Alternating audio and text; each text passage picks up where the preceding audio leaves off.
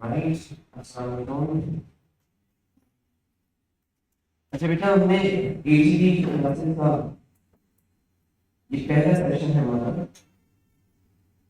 तो आज मैं बिफोर वी स्टार्ट अपना पहला हैंड जो एजीडी है, कहीं जल्दी जल्दी से इन चीजों को पूरी सपोर्ट नोट कर लिए। पेपर 4 है आपके सेशन, कोर्स कोर्स का बताइए प्राइवेट बाय 4। टाइटल है बच्चों ऑल्टरनेटिव टू प्रैक्टिकल। इस पेपर में आप यूजुअली 4 क्वेश्चन अटेम्प्ट करते हैं और ये क्वेश्चंस वेरिएबल मार्क वैल्यू के क्वेश्चन होते हैं।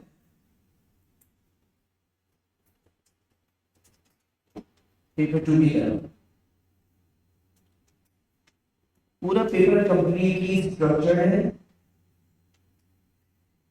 हर क्वेश्चन के लिए गिवन स्पेस होगी जिसमें आप आंसर लिखेंगे। ठीक है।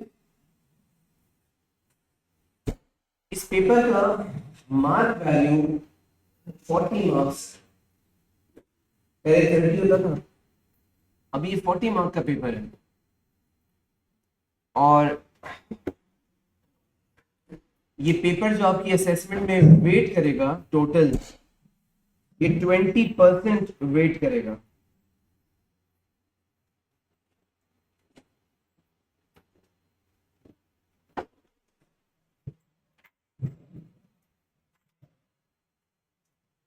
राइट बेटा, 20% वेटेज का मतलब ये हुआ कि देखो ये 40 नंबर का पेपर है ना, आपका एमसीक्यू वाला पेपर भी 40 मार्क्स है, लेकिन उसका वेट 30%।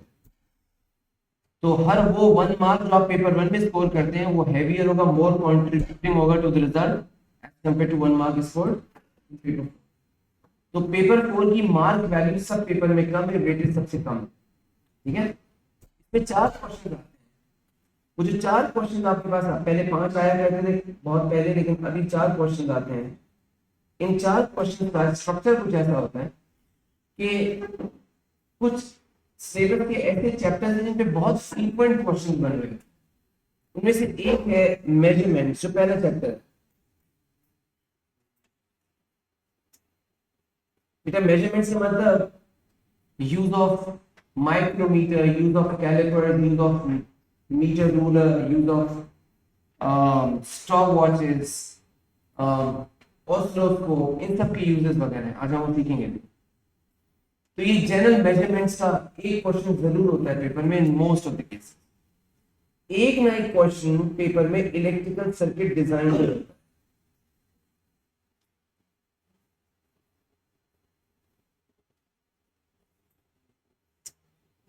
ज्यादातर पेपर में एक क्वेश्चन थर्मोमीटर पे या थर्मल फिजिक्स पे होता है।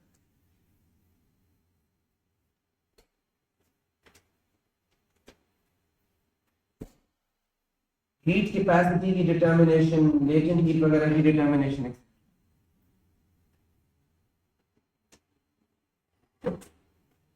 अक्सर एक क्वेश्चन लाइट के सेक्शन पे होता है, दैट इंक्लूड्स रिफ्लेक्शन,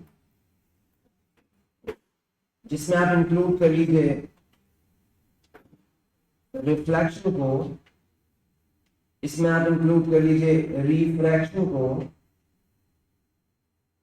इसमें आप इंक्लूड कर लें लेंसेज को। ठीक है। और दूसरे ऑप्टिकल इंस्ट्रूमेंट जैसे कि प्लेन ग्लास शीट्स हैं, सेमी सर्कुलर ग्लास शीट्स हैं। तो ये ऑप्टिकल इंस्ट्रूमेंट्स के ऊपर एक ना एक क्वेश्चन यूजुअली बन रहा होता है। ठीक है बेटा। इसके अलावा जिन सेक्शन के क्वेश्चन होते हैं वाइब्रेटरी ऑब्जेक्ट्स के ऊपर, यानी वाइब्रेशंस के ऊपर, ऑसिलेटरी मोशंस के ऊपर, जैसे सिंपल पेंडुलम हो गया, मास स्प्रिंग सिस्टम ऑसिलेटिंग हो गया, अक्सर इन पे क्वेश्चन बनते हैं। तो वाइब्रेटरी सिस्टम के ऊपर क्वेश्चन बनते हैं। तो मैंने इसकी तैयारी के लिए बेटा क्या किया है कि सबसे पहले ना हम मॉड्यूल वाइज, डे वाइज इसको डिवाइड करेंगे। एक दिन हम बहुत सारे क्वेश्चंस डिफरेंट पेपर में से लेंगे जनरल मेजरमेंट्स, एक दिन लेंगे इलेक्ट्रिकल सर्किट्स के। आइडिया होगा कि कैसे कैसे पूछे जाते हैं। सही। तो इसके अलावा हमारे पास एनर्जी इंटरचेंज के ऊपर क्वेश्चन बन रहे होते हैं, जिसको आपने वर्क एनर्जी पावर में पढ़ा ना, इंटरचेंज ऑफ एनर्जी, इसके ऊपर अक्सर क्वेश्चन बन रहे होते हैं। ठीक है, हर पेपर में एक सवाल जरूर, अभी टॉपिक्स पूरे हो गए बेटा, ये वाली बात में ये खत्म, टॉपिक्स खत्म हो गए, यानी कि majority most of the time question in topics में से बन रहे हैं। मैंने टॉपिक्स बताए थे, वो मेरी बात खत्म। अब मैं अगली बात करने लगा हूं, पहले मैं जरा इसको पेज के सही। तो मैंने टॉपिक्स की बात की थी, ये हो गई ओवर। अब इससे अगली बात सुनो, हमारे पास जो क्वेश्चंस होते हैं, वो सारे जो क्वेश्चंस होते हैं वो एक्सपेरिमेंटल डिटेल्स पे होते हैं। अगर हम और की पॉइंट्स लिखना चाहें इस पेपर के बारे में, इसमें कोई थियरी ऑफ फिजिक्स या कोई बहुत ज्यादा प्रीवियस नॉलेज ऑफ फिजिक्स की जरूरत नहीं है। क्वेश्चंस ऑन एक्सपेरिमेंटल स्किल्स, अभी कोई टॉपिक नहीं है सर, ये पेपर के लिए की है समझ में। क्वेश्चंस होते हैं एक्सपेरिमेंटल स्किल्स पे, ठीक है ना। एक क्वेश्चन जरूर हमें ग्राफ प्लॉटिंग पे मिलता है।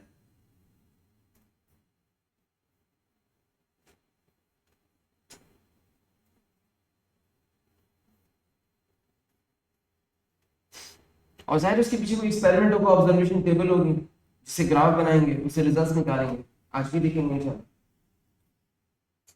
एक क्वेश्चन जरूर पेपर में होता है प्लानिंग एंड डिजाइन पे, पहले कम कम आता था, अब हर साल।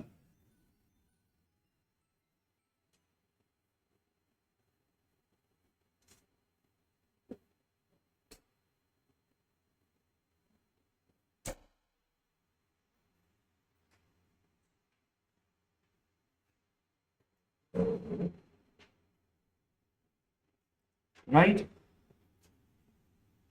और बेटा ये क्वेश्चन जरा बच्चों को ट्रिकी लगता है, क्योंकि 6 मार्क और 5 मार्क के लिए लिखने को आता है कि describe a laboratory experiment to investigate this quantity against this quantity, कुछ ऐसा। आपको खुद बताना होता है कि आप अपने एपरेटिस में क्या क्या चीजें चूज करेंगे, और आप उस एपरेटिस को यूज करने के लिए क्या प्रोसीजर, क्या स्टेप्स फॉलो करेंगे, फिर कैसी ऑब्जर्वेशन टेबल बनाएंगे, फिर किन चीजों का ग्राफ बनाएंगे, सब आपने सोचना है। उसे ऑब्जेक्टिव लिखेगा कि हमें इसको इन्वेस्टिगेट करना है, ए को इन्वेस्टिगेट करना है बी के अगेंस्ट। तो आप सोचेंगे ए और बी को मेजर करने का क्या तरीका हो सकता है, इंस्ट्रूमेंटल अरेंजमेंट क्या होगी, आप स्टॉप वॉच यूज करेंगे या थर्मोमीटर यूज करेंगे या बंसन फ्लेम यूज करेंगे, इलेक्ट्रिकल हीटर यूज करेंगे, वोल्ट मीटर, एम मीटर, या क्या, ये सब आपने सोचना है। तो किन किन बातों पे सोचना है, आपने सोचना है अरेंजमेंट ऑफ दी ऐप। ये जब आएगा तो मैं साथ साथ और बताते रहूंगा। मैं इस आखिरी सवाल के बारे में बात कर रहा हूँ, जब आपको प्लान और डिजाइन करना होता है कोई एक्सपेरिमेंट 5 और 6 मार्क के लिए, कभी इससे ज्यादा हो सकते हैं 7 मार्क भी, लेकिन यूजुअली 5 से मार्क्स। तो हम उसके लिए क्या क्या सोचते हैं, arrangement of the apparatus, procedure to be followed, analysis, हम एनालाइज कैसे करेंगे, ग्राफ किसका बनाएंगे, टेबल में क्या क्या इंक्लूड करेंगे, और आखिर में रेलेवेंट डिटेल्स डालते हैं हम कि एरर कहाँ कहाँ हो सकते हैं, कैसे कैसे इंप्रूवमेंट हो सकती है, मतलब सबसे पूरा प्रॉपर एक्सपेरिमेंट डिस्क्रिप्शन। और अगर सही से बच्चे लिखें इस क्वेश्चन के बारे में, तो ये कम से कम भी 12-13 मिनट का तो क्वेश्चन है, काफी ठीक ठाक डिटेल्ड क्वेश्चन है, और वन पेज या 1.5 पेज तो बनता है इसको लिखने के लिए, और इतना स्पेस मिलता भी है। सो बेटा इस तरह की डिटेल है पेपर 4 की सारी चीजें। मैंने आज के लिए चूज किए हैं क्वेश्चंस ऑन मेजरमेंट, ये तो छोटा मोटा इंट्रो था। आज मैंने क्वेश्चंस लिए हैं क्वेश्चंस ऑन जनरल मेजरमेंट्स। तो आपको देखेंगे सारे के सारे क्वेश्चन जो दिए हैं वो पास्ट ईयर से, ये मैं आपसे शेयर भी कर दूंगा पीडीएफ। अच्छा बेटा, हर मॉड्यूल में जितना टाइम मिलेगा उतना टाइम देंगे। अगले हफ्ते तो मैंने आपको मॉक रखा हुआ है, लेकिन अगर आइडियली 4 से 5 मॉड्यूल में डिवाइड करना चाहिए, और अगर टाइम मिल जाए तो और ज्यादा रीइंफोर्स करना चाहिए एक वाले सेक्शन।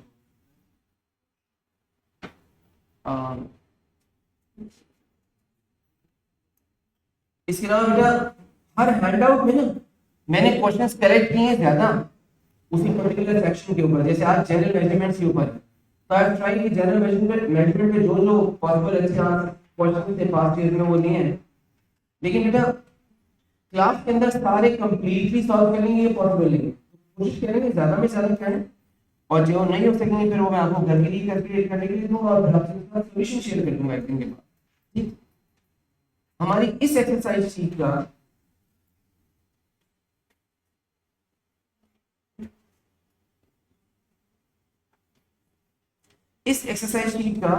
पहला सवाल,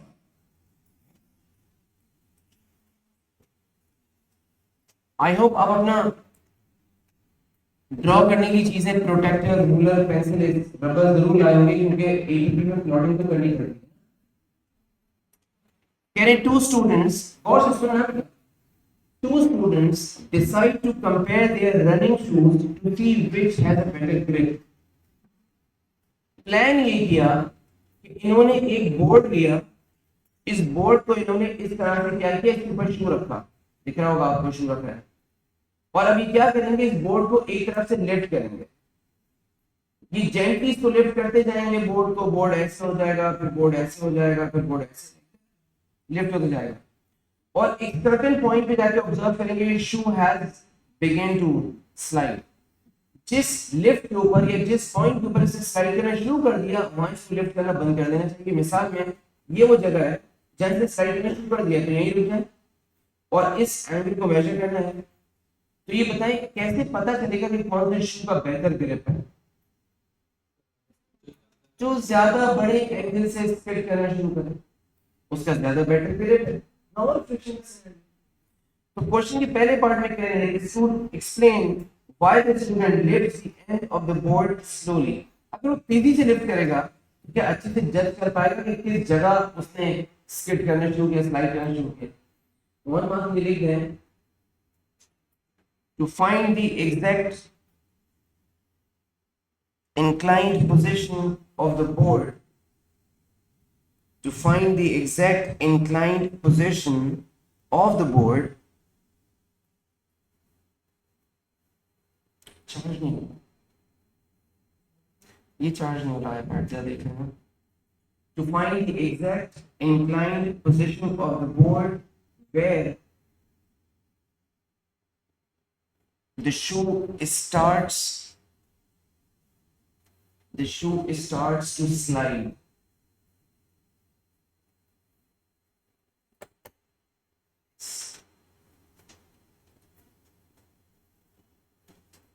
बेटा भी इन्होंने सवाल में कहा है बच्चों कि measure the angle between the board and the bench, और हमें इन्होंने कहा है मेजर, राइट, कैलकुलेट नहीं का, मेजर।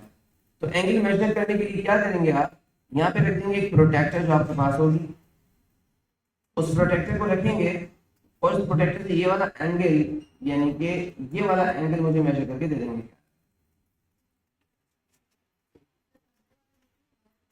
आप बताएं कौन सा लिखना चाहिए?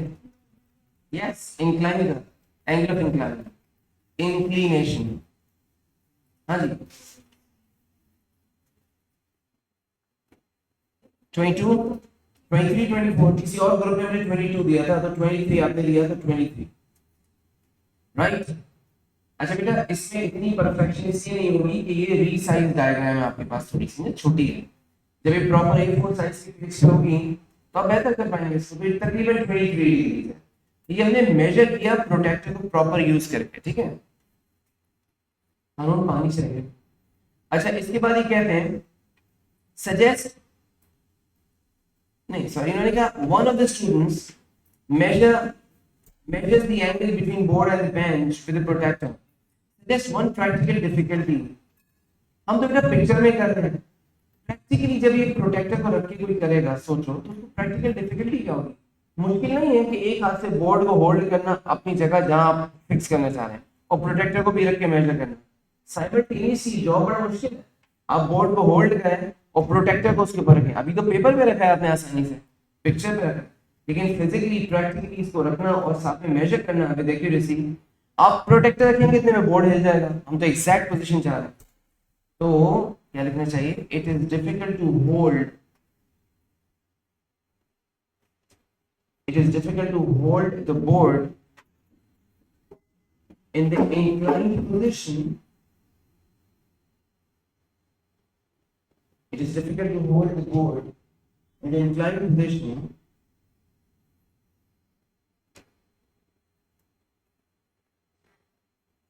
and simultaneously using a protector for the measurement.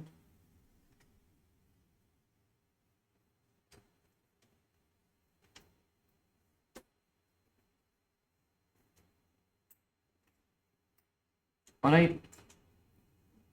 फिर इसके बाद कह रहे हैं the other student does not have a protector. Suggest how he can make measurement to determine the angle. बेटा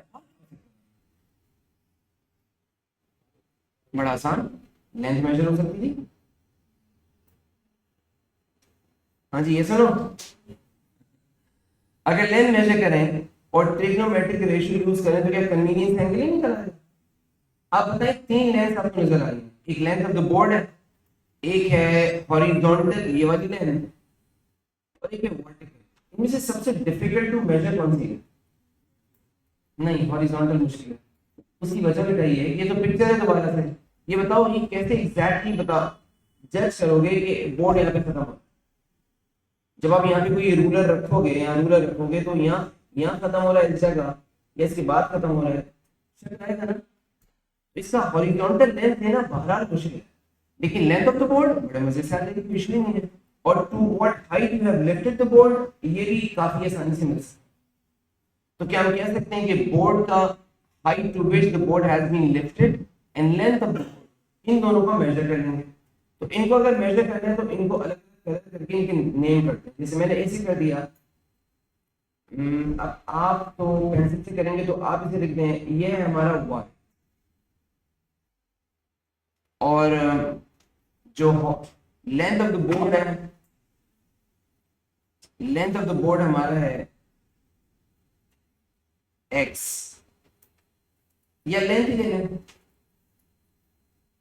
length of the board smaller.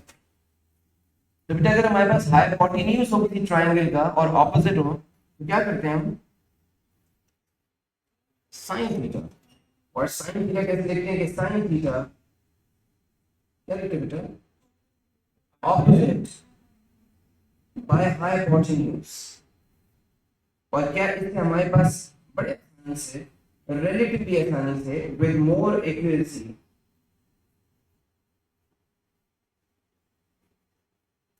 करते जाना, मेरे साथ हो जाना चाहिए।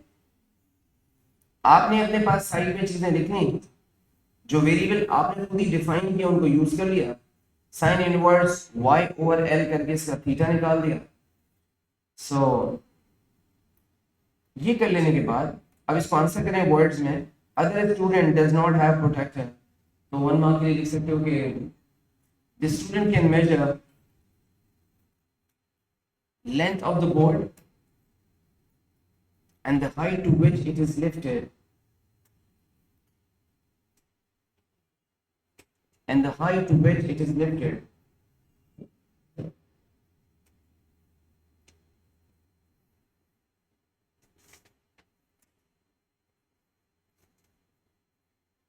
and use sine theta,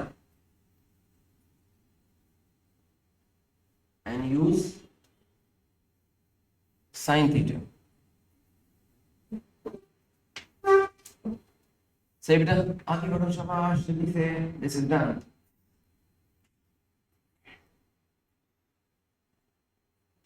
done हुआ बच्चों? अगली बात है बेटा, आई होप आपने लिख लिया होगा अपने पास, बस मिस नहीं करना। हर क्वेश्चन में जितना डिटेल ले सको अभी लो, बाकी से क्वेश्चन ना सॉल्व हो, पूरा आइडिया समझ आ रहा है। This is question number 2। Is this question number 2 रह गया? Okay.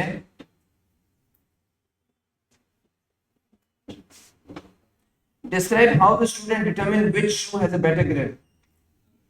The one which starts sliding with greater incline, the one that starts sliding with greater incline,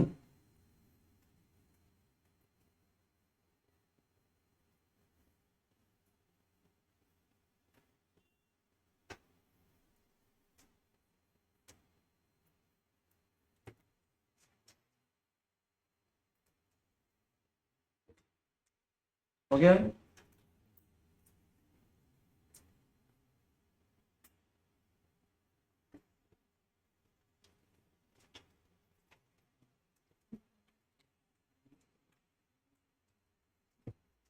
बेटा सेकंड क्वेश्चन में बच्चों जनरल मेजरमेंट के बारे में एक और सवाल। कहते हैं 100 मीटर रेसिंग ट्रैक है, उसकी लेंथ को, एक रेसिंग ट्रैक 100 मीटर का है, उसकी लेंथ को मेजर करना है और इन्होंने तरीका निकाला कि वॉक करेंगे, अपना जो स्टेप है, एक स्टेप उसका एवरेज लेंथ ले लेंगे, ये प्लान है, एक स्टेप की एवरेज लेंथ ले लेंगे, वन स्ट्राइड, और ये लेंथ लेके नंबर ऑफ स्टेप्स फाइंड कर लेंगे और उसको इससे मल्टीप्लाई कर देंगे। अगर एक स्टेप की लेंथ इनकी है डी और इन्होंने नोट किया कि जब इन्होंने पूरे ट्रैक को वॉक किया है तो इन्होंने कोई 56 स्टेप्स नहीं है फॉर एग्जांपल, तो टोटल लेंथ कितनी हो जाएगी? 56 टाइम्स। एक सेंसिबल सजेशन है, ये अप्रोक्सीमेट तो देगा लेकिन ये एग्जैक्ट वैल्यू तो दे नहीं सकता क्योंकि लेंथ ऑफ स्ट्राइड ह्यूमन की इतनी परफेक्ट थोड़ी होगी, कभी थोड़ा ज्यादा बड़ा हो जाएगा, कभी थोड़ा सा कम हो जाएगा, तो इससे एस्टिमेट किया जा सकता है, मेजर नहीं किया जा सकता। दो बातें अलग अलग है ना, एस्टिमेशन जिसमें थोड़ा बहुत प्लस माइनस एरर की गुंजाइश होती है ना, पॉसिबिलिटी। क्वेश्चन में कह रहे हैं mark level the length of one STRIDE. अब मैं वन स्ट्राइड की लेंथ मार्क करता हूं, बताइए मैंने सही मार्क किया क्या? Is this okay? अच्छा ये बहुत अच्छा नहीं है जो मैंने अभी किया, उसकी वजह क्या है? उसकी वजह है बेटा कि हम ना, देखिए मैं आपको दिखाता हूँ मैं क्या,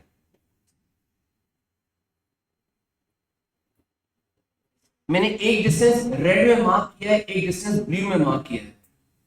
जो रेड में मार्क किया है वो टो से टो है, वो तो सही है बिल्कुल, लेकिन फ्रंट से अगर देखते हैं तो फ्रंट से तो आपके पास वो लिफ्टेड है ना थोड़ा सा, तो बहुत परफेक्ट तो नहीं आएगा। इस वजह से लेंथ ऑफ स्ट्राइड को मार्क करने के लिए हमें क्या चाहिए? हमें ये चाहिए, इसे कर दो।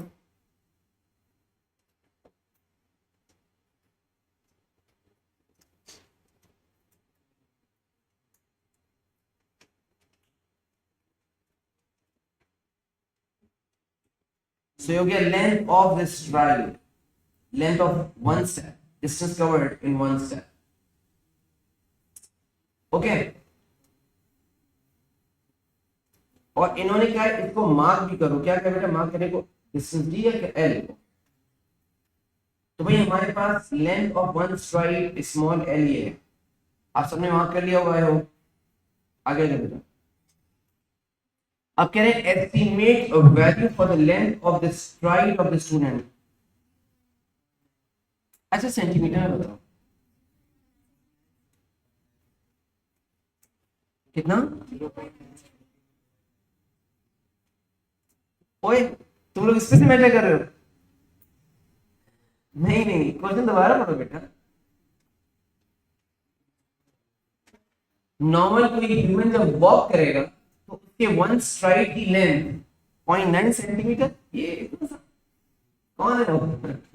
डॉग्स है। तो इसका मतलब ये है कि ह्यूमन की जो लेंथ, आप और मैं जब वॉक करते हैं तो एक नॉर्मल हाइट का बंदा जब वॉक करे तो उसका लेंथ ऑफ वन स्ट्राइड कितना सीएम में होता होगा? यहाँ मीटर रूलर रखे कमरे में? नहीं, वो स्केल रखा है बड़ा? नहीं, दिखाना मुझे देना।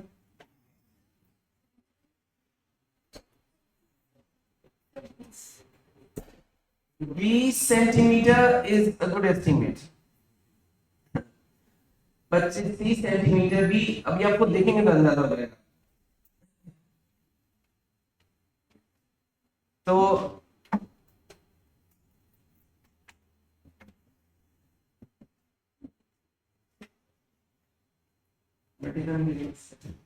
अच्छा देखो, ये बेटा 100 सेंटीमीटर है ना, 100 सेंटीमीटर है, तो यहां से अगर मैं स्टार्ट करूं तो 50 cm इस जगह मेरा दूसरा हाथ यहाँ कंप्लीट होगा।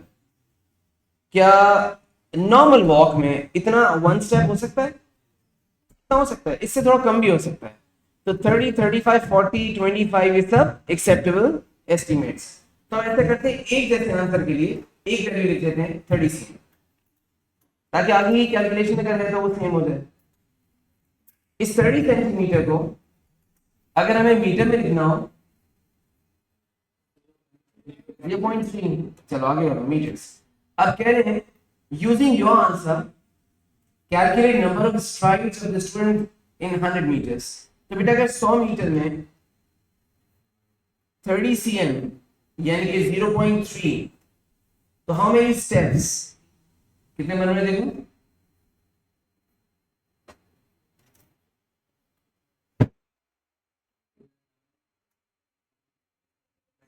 कैलकुलेटर निकालो, जल्दी करो, ये करो, हाँ 330,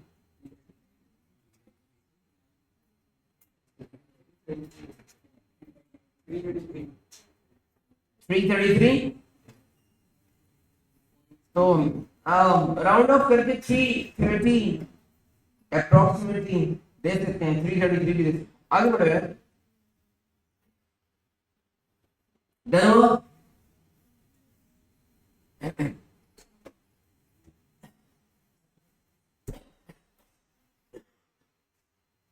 अच्छा बेटा ये एक इंस्ट्रूमेंट है, इस इंस्ट्रूमेंट का नाम है ट्रेंडल व्हील, राइट।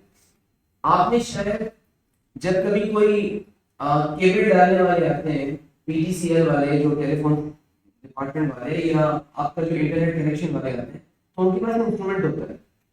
वो इंस्ट्रूमेंट के साथ वॉक करते हैं, बिल्कुल जैसा बच्चों का प्रैम नहीं होता, इस तरह का समझिए एक बड़ा सा व्हील लगा हुआ है और उसी प्रैम की हैंडल की तरह एक हैंडल है, ये अपने साथ साथ जैसे नजर आ रहा है वॉक कर रहे हैं। अब होगा क्या, अगर इस व्हील का डायमीटर, सॉरी इस व्हील का सर्कमफेरेंस, पेरीमीटर समझिए 50 cm, फॉर एग्जांपल 50 cm, और अगर इसने 4 दफा रोटेट किया है 4 टाइम्स, तो 50 cm 50 cm 50 cm and 50 cm कितना बन गया। तो इसके ऊपर एक यहाँ पे आप देख रहे हो एक मार्क है जो शो करेगा how many rotations it has made. तो हम क्या करेंगे, नंबर ऑफ रोटेशंस को इसके सर्कमफेरेंस के साथ मल्टीप्लाई कर देंगे, डिस्टेंस कवर्ड की वैल्यू आ जाएगी। तो ये कब काम आएगा, आप बताइए, ट्रेंडल व्हील कब जरूरत है, वरना वो मेजरिंग टेप नहीं ले रहे, सीधा सीधा मेजरिंग टेप लो 100 मीटर्स को, मेजरिंग टेप अगर छोटा उसको बार बार यूज कर लो। आपने पहले फॉर एग्जांपल 100 मीटर्स है, पहले 10 मीटर्स, फिर 10 मीटर्स, फिर या 5 ट्रेंडल व्हील की जरूरत क्यों है, कहां पे ट्रेंडल व्हील अच्छा काम करेगा, जहां अनइवननेस ऑफ सरफेस। अगर सरफेस अनइवन हो तो मेजरिंग टेप वगैरह तो काम नहीं करेंगे। अच्छा ट्रेंडल व्हील बड़े एफिशिएंसी से मेजर कर लेते। तो यहाँ इसमें इतना पूछा नहीं इसके बारे में, इस साइड में देख लो, trundle wheel used to measure length of uneven surfaces. Trundle wheel used to measure the length of uneven surfaces.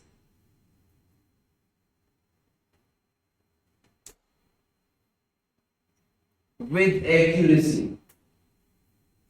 Uneven surfaces with accuracy. तो बेटा कहते हैं explain how trunnion wheel used to measure distance of 100 meters track. तो जल्दी से एक line लिख लो, the number of wait.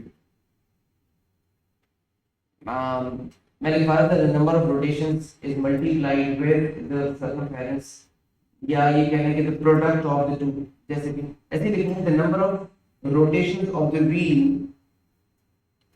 multiplied with the circumference multiplied with the circumference of the wheel.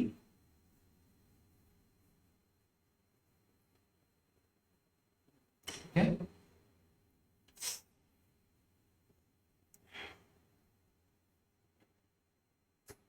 बेटा कह रहे हैं why this is more accurate than method in one, वो जो स्ट्राइड्स वाला, चलने वाला, वॉक करने वाला इससे ज्यादा एक्यूरेट क्यों होगा, क्योंकि हर स्टेप की लेंथ, हर स्टेप का, हर स्ट्राइड की जो लेंथ है वो अनइंटेंशनली चेंज हो सकती है।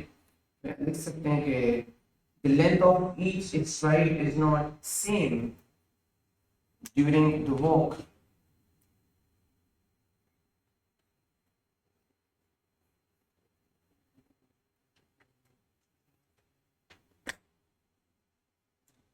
Is not same during the walk. है ना बेटा? अच्छा, ये सवाल भी पूरा हो गया, खत्म हो गया। ओके, चलिए तीसरा देखते हैं।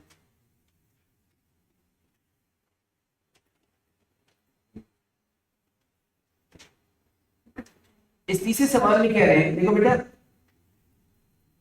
एक बड़ी सी बीच बॉल है, इंसुलेटेड, हवा भरी हुई है इसमें, और इस बीच बॉल का डायमीटर या सर्कमफेरेंस देना था, देखने क्या देना है।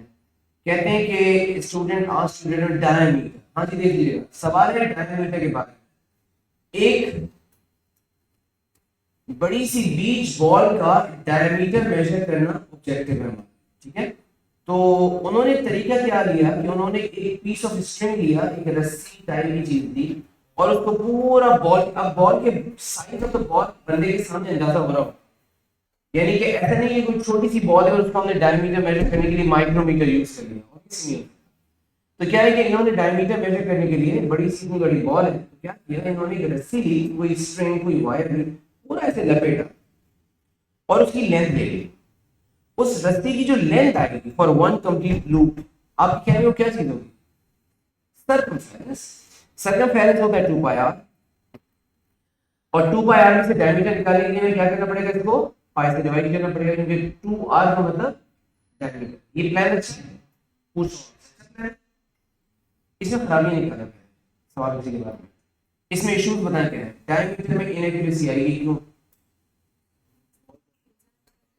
जब आप उसे लगाएंगे तो बॉल तब जाएगी जब स्ट्रिंग, एयर इन्फ्लेटेड बॉल है ना, तो जब स्ट्रिंग चारों तरफ लपेटोगे, उसको होल्ड करोगे, तो हो सकता है कि जहां से स्ट्रिंग गुजरेगी वहां से थोड़ा सा डिप्रेस हो जाए बॉल। एक खराबी, एस्टिमेशन जरूर हो जाएगी लेकिन खराबी आ जाएगी।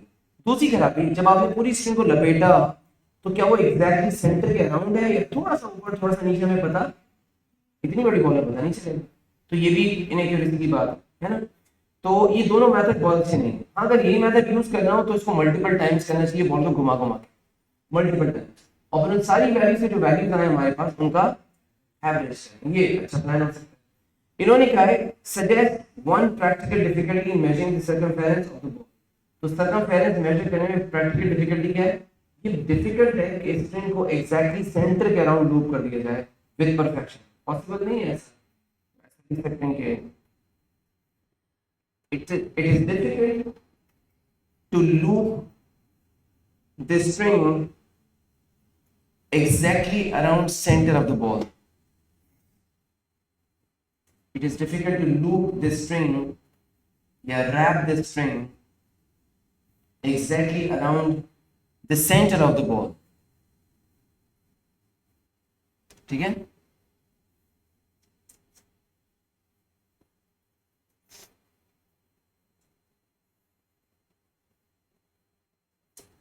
सवाल ये कह रहे हैं कि describe a different method that the student may use to measure the diameter of the ball।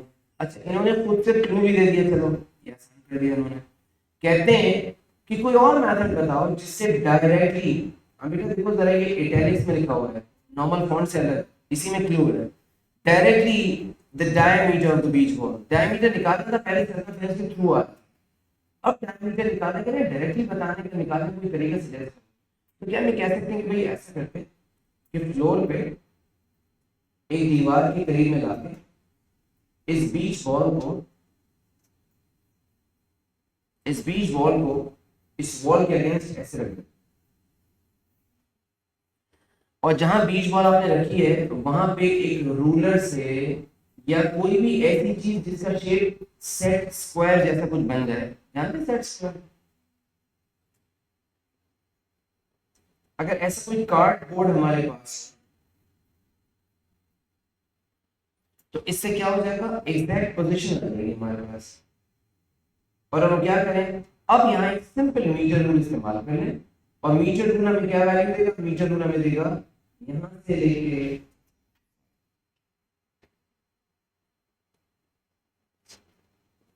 Metre rule हमें ये वैल्यू देगा। देखिए बेटा, ये वैल्यू क्या है बच्चों, इसलिए डायमीटर डायरेक्टली यहां से या ऊपर की तरफ से, मतलब इस जगह नहीं बनानी मेरे पास, या हाइलाइटर से बनाया, यहाँ से देंगे तो ये भी इसका डायमीटर है। Is that okay? ये एक तरीका है, और इसको बताने के लिए 2 मार्क्स दे रहा है, डायग्राम भी दे रहा है, तो बना लेते बेटा का।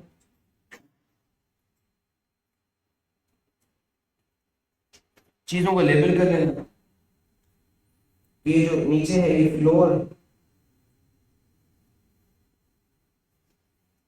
ये वॉल,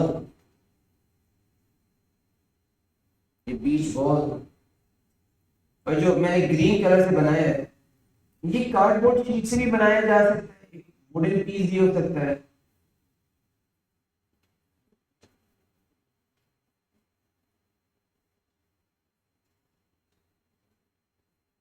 और यहाँ पे ये वुडन पीस यूज हो रहा है एज सेट स्क्वायर।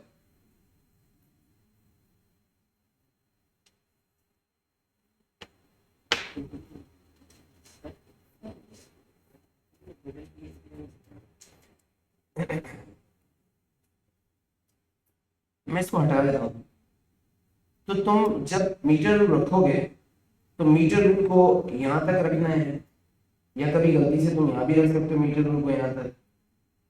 ये जो ये जगह है यहाँ तक डायमीटर है ना, जब मैं हाईलाइट करूँ तो ये एग्जैक्ट जगह चाहिए ना, ये कैसे आ सकता है? एग्जैक्ट स्क्वायर क्या आ सकता है? हाँ एक तरीका और हो सकता है कि हम यहाँ पे एक मीटर रूल रख लेते, एक स्केल रख लेते, ठीक है, सेट स्क्वायर अच्छी चीज है।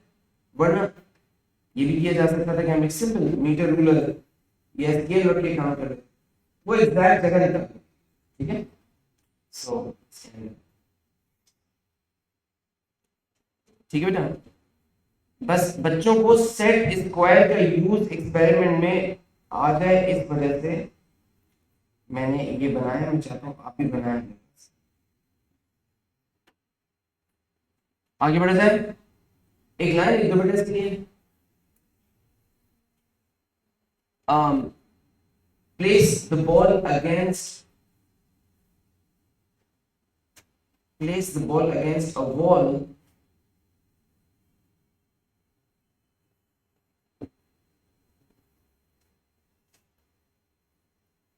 and measure length between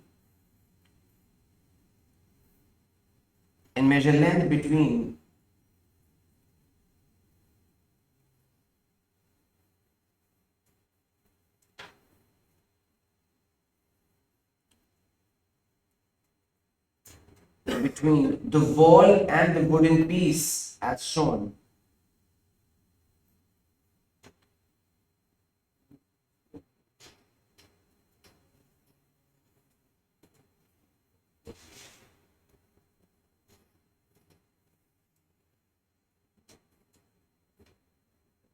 Alright, अगले स्टेप देखो बेटा, कहते हैं suggest two ways in which, अच्छा एक suggest two ways in which the student can make the measurements of the diameter accurate. क्या ऐसा कर सकते हैं कि ये जो मेथड बताया है इसी में इम्प्रूवमेंट बताएं? तुम कह सकते हैं कि रीडिंग को रिपीट करके एवरेज करें, right, repeat the observation and average them out. ये पहला स्टेप हो गया इम्प्रूवमेंट का, repeat the observation and average them out.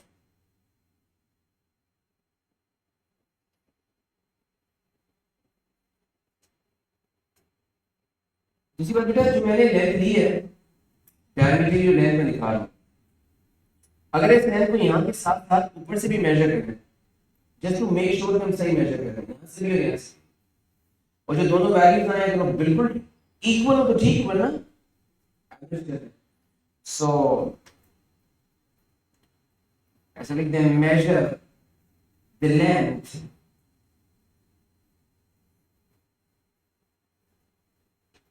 from top and bottom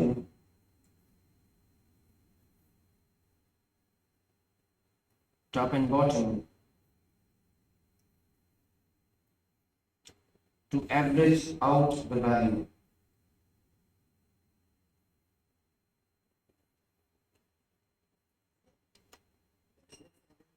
हाँ बेटा, पैरेलल स्टैंडर्ड वहां पे आता है जहां पे आपकी लाइन ऑफ साइट डिवीजन के ऊपर परपेंडिकुलर हो, यहाँ होता नहीं है, क्योंकि यहाँ मेजरमेंट में और रूलर में गैप ही नहीं। आप जैसे फॉर एग्जांपल ये रूलर है, देखो ये रूलर है, आप इसे कहाँ रखेंगे मेजरमेंट के लिए? क्या हम कह सकते हैं एक हम इसको यहाँ लगा के रखेंगे?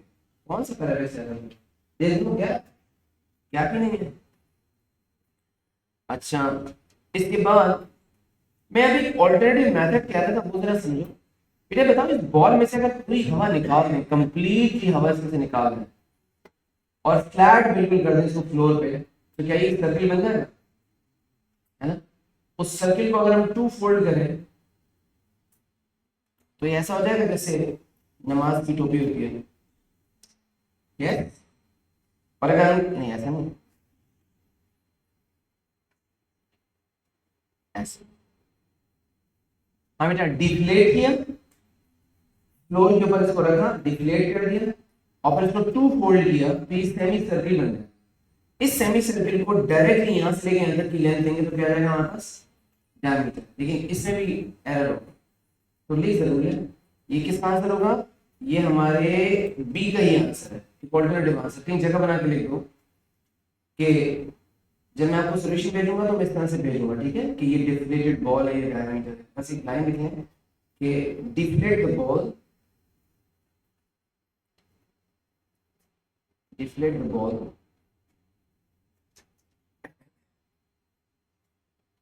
the ball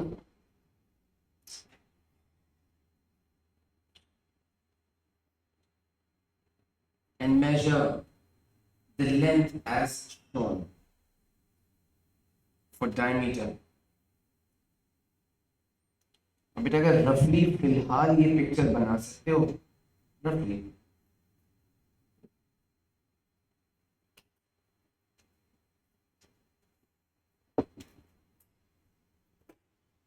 बेटा हर एटीपी मॉड्यूल के बाद आपने करना ये है कि जो आपको सॉल्यूशन भेजा जाएगा उससे अपनी वर्किंग को, खासतौर पे वो क्वेश्चन जो आपके जिम्मे करे जाएंगे घर के लिए, उन्हें जरूर कंफर्म कर लेना क्या कंप्लीट हुआ क्या नहीं हुआ।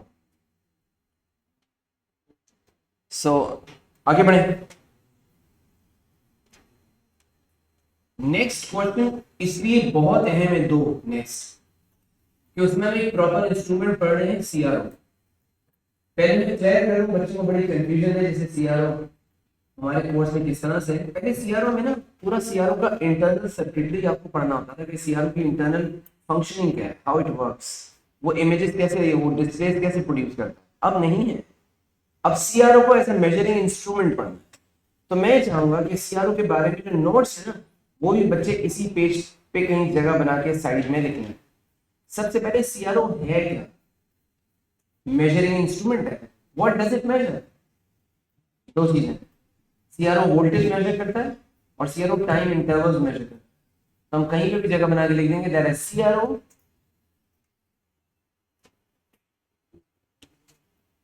Measures voltages and time intervals, voltages and time intervals। पहली बात समझ भी आ गई, voltages and time intervals। CRO को हम डिस्प्लेइंग वोल्ट मीटर, जैसे नॉर्मल वोल्ट मीटर होते हैं ना, एक डिस्प्ले करने वाला वोल्ट मीटर है।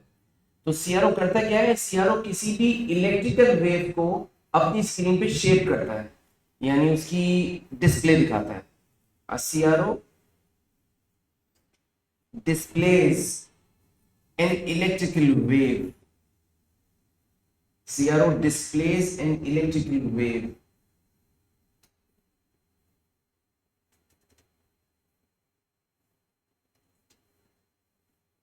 अगर बेटा सीआरओ में मुझे साउंड वेव देखनी हो तो वो तो इलेक्ट्रिकल नहीं है, सीआरओ को तो इलेक्ट्रिकल इनपुट चाहिए वेव डिस्प्ले करने के लिए। तो ऐसे में हम क्या करेंगे, उस साउंड वेव को इलेक्ट्रिकल में कन्वर्ट करेंगे माइक्रोफोन से।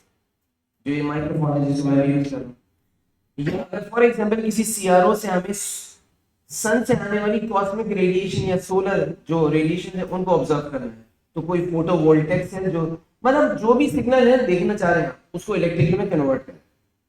साउंड है तो इलेक्ट्रिकल में कन्वर्ट करें, प्रेशर में भी तो इलेक्ट्रिकल में कन्वर्ट करें। सीआरओ कोई और वेव डिस्प्ले नहीं करता, इलेक्ट्रिकल वेव डिस्प्ले करता है। तो कोई भी वेव अगर सीआरओ पे देखनी है तो हमें क्या करना है, उसको इलेक्ट्रिकल में कन्वर्ट करना है।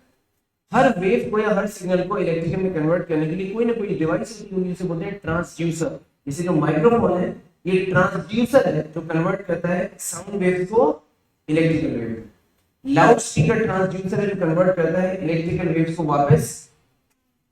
तो इसका मतलब यारो अगर किसी इलेक्ट्रिकल वेव को शो करेगा तो डायरेक्ट इनपुट में दे दो, लेकिन अगर कोई नॉन इलेक्ट्रिकल वेव है सीआरओ पे चाहिए तो we need to have some transducer ताकि वो इलेक्ट्रिकल में कन्वर्ट हो। तो हमने भी क्या लिखा है, it is used to display a non electrical wave requires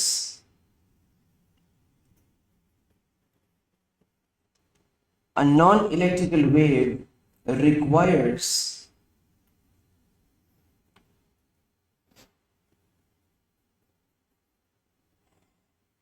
a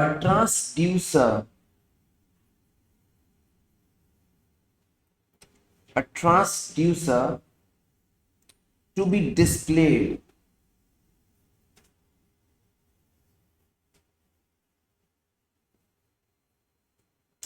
for example a sound wave can be displayed on a CRO.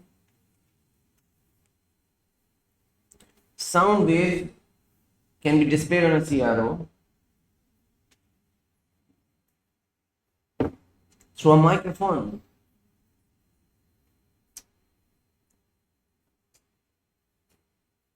Through a microphone. बेटा तवज्जो से देख लेना, पहला सवाल है सीआरओ का। बच्चों सबसे पहले सीआरओ की स्क्रीन पे जैसे ग्राफ होता है ना, ग्राफ। अच्छा बेटा हम पहले सेकंड क्वेश्चन कर रहे हैं सीआरओ का, कुछ वजह डिटेल अच्छी है। सीआरओ जो है बेसिकली आप किसी दो क्वांटिटीज को डिस्प्ले करने के लिए बनाने के लिए ग्राफ यूज करते हैं ना, graph plotting. CRO graph plotting. CRO का जो ग्राफ है यानी सीआरओ की स्क्रीन के ऊपर एक प्रिंटेड ग्रिड होती है। इनफैक्ट प्रिंटेड ग्रिड बोल रहा हूं, आप बंद कर देंगे स्विच ऑफ, ये ग्रिड बनी हुई नजर आएगी। ये ग्रिड प्लॉट करो, मुझे जो ग्रिड नजर आती है, इस ग्रिड में एक ब्लॉक 1 सेंटीमीटर का होता है, with in one block 1 cm और 1 cm, ठीक है, यानी वर्टिकल है हॉरिजॉन्टल। एक ब्लॉक के अंदर 5 स्मॉल डिविजन भी होती है, ठीक है। अच्छा किसी भी सीआरओ के ऊपर बोलेंस के बच्चे के लिए 4 कंट्रोल्स होते हैं, 4 कंट्रोल्स। एक कंट्रोल होता है जब आप कभी ग्राफ पेपर बनाते हो तो आप वाई एक्सिस की स्केल सेट करते हो कि मेरे 1 ब्लॉक के ऊपर ये शो होगा, राइट। तो सीआरओ में भी ऐसा ही कि हम वाई एक्सिस जो कि वोल्टेज एक्सिस होता है, सीआरओ का वाई एक्सिस वोल्टेज एक्सिस और सीआरओ का एक्स एक्सिस टाइम एक्सिस। इसको बेटा normal graph paper Y axis voltage, X axis time. और जिस तरह नॉर्मल ग्राफ प्लॉट करते वक्त मैं और आप स्केल सेट करते हैं, हम सीआरओ में भी स्केल सेट करते हैं। जो सीआरओ का वर्टिकल स्केल होता है उसे बोलते हैं वाई गेन, वोल्टेज गेन भी कहते हैं। और सीआरओ का जो एक्स एक्सिस होता है उसे कहते हैं टाइम बेस। तो जरा बोर्ड पे एक नजर डालना बेटा, ये जो दो स्केल्स हैं, इन दो स्केल्स को सेट करने के लिए आपको एक नॉब घुमानी पड़ती है। मिसाल में अगर हम सीआरओ में ये लिखा हुआ है आपके पास, इस वक्त जो सेट हुआ है किसमें सेट हुआ है 5 वोल्ट्स। ऊपर देखो क्या लिखा है वोल्ट्स पर, इसका मतलब 5 वोल्ट्स पर डिवीजन। इसका मतलब आपने सेट किया हुआ है कि हर वन ब्लॉक 5 वोल्ट्स। तो अगर मैं सेंटर से स्टार्ट करूं, इसको 0 समझ लूं, तो ये है 5 वोल्ट्स, ये है 10 वोल्ट्स, ये है 15 वोल्ट्स, ये है। अगर मैं y एक्सिस के ऊपर जो कंट्रोल है ना, इसको यहां से बदल के इसको शिफ्ट कर दूं यहां पे, यानी कि इधर शिफ्ट कर, तो बन जाएगा 10 वोल्ट्स पर डिवीजन। फिर हमारा स्केल क्या हो जाएगा, ये हो जाएगा 10, ये हो जाएगा 10 20 30। बच्चों को मेरी बात समझ आएगी? बिल्कुल ऐसा ही एक्स एक्सिस की वैल्यू है टाइम बेस। टाइम बेस फिलहाल है 2 मिलीसेकंड्स के ऊपर। 2 मिलीसेकंड्स का मतलब एक ब्लॉक की वैल्यू हॉरिजॉन्टल एक्सिस में 2 मिलीसेकंड्स है। तो अगर 2 मिलीसेकंड्स है तो मैं स्टार्ट से करूं, स्टार्ट से तो मेरे पास होगा 2 मिलीसेकंड, 4 6 8 10 12। बिल्कुल ग्राफ पेपर वाला नॉर्मल। और आप इन टाइम बेस वाई गेन को जरूरत के मुताबिक बदल सकते हैं।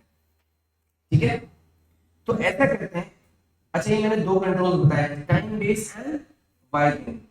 आगे बढ़ने से पहले मुझे बता दें कि मैं कह सकता हूं किसी भी ट्रेस का जो शेप होगा कि वो कितना बड़ा और कितना छोटा होगा, वो टाइम बेस वाई गेन पर डिपेंड करेगा।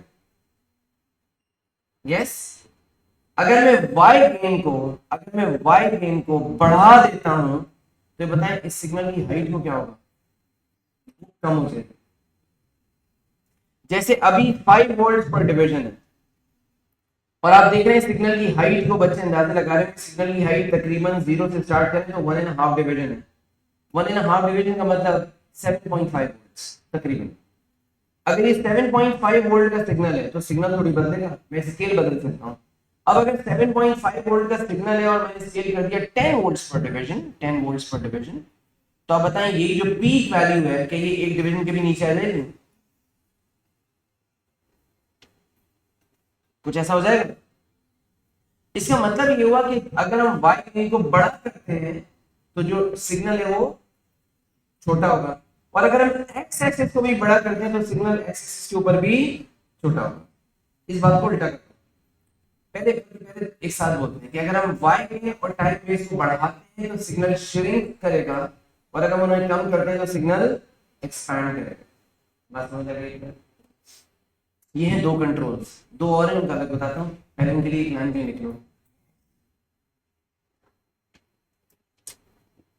Time base and Y gain,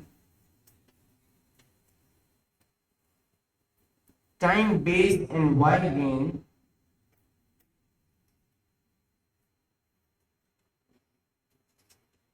are the scales for x and y axis, are the scales for x and y axis.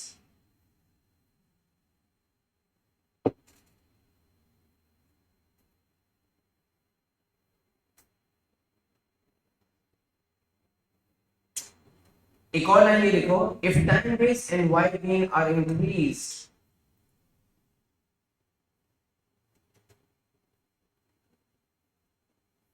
if time base and y gain are increased, the signal shrinks.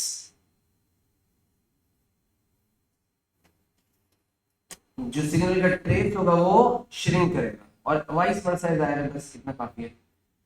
अच्छा बेटा, दो control बता दी बच्चों मैंने, दो control और एक levels के बच्चों के लिए, उन दो कंट्रोल को बोलते हैं हम एक्स एंड वाई कंट्रोल्स। जैसे फॉर एग्जांपल यहाँ पे आपको एक छोटा सा नॉब नजर आ रहा होगा, वो नॉब ये क्या करता है, ये ट्रेस को ऊपर नीचे शिफ्ट करता है, यानी कि इस वक्त ट्रेस सीआर मतलब इसका मेजरमेंट से ताल्लुक नहीं है, ये ट्रेस को जगह पे सेट करता है, मतलब जैसे ये है इस वक्त ट्रेस,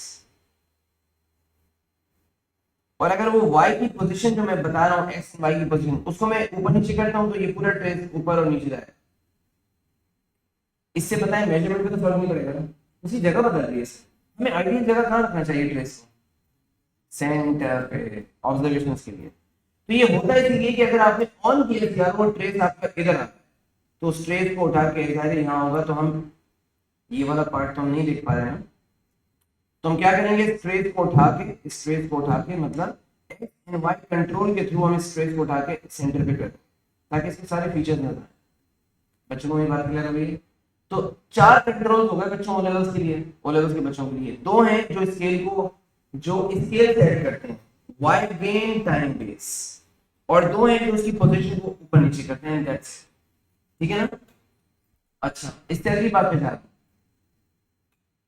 अच्छा, यहाँ ऊपर देख रहे होंगे बेटा फोकस इंटेंसिटी, ये ओ लेवल के बच्चों के लिए नहीं, ये बस अपीयरेंस को बेहतर करते हैं, ज्यादा ब्राइट कम ब्राइट या मोटा और पतला करते हैं ट्रेस।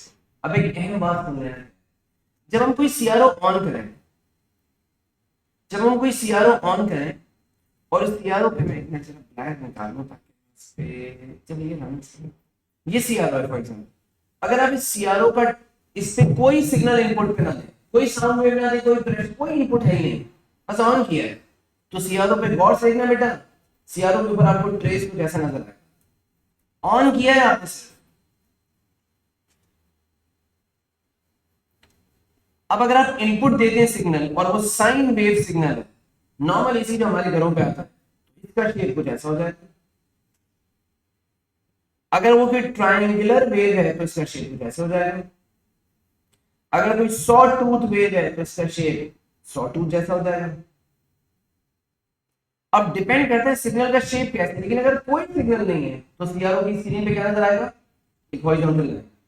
अगर आप एक्स और वाई शिफ्ट यूज करते हैं तो आप इस हॉरिजॉन्टल लाइन को ऊपर और नीचे, राइट एंड लेफ्ट में मूव करवा सकते हैं। तरीके से कुछ बात रह गई बहुत है। अगर मैं सीआरओ को ऑन करूं, कोई इनपुट ना लगाऊं, तो I will see this horizontal line.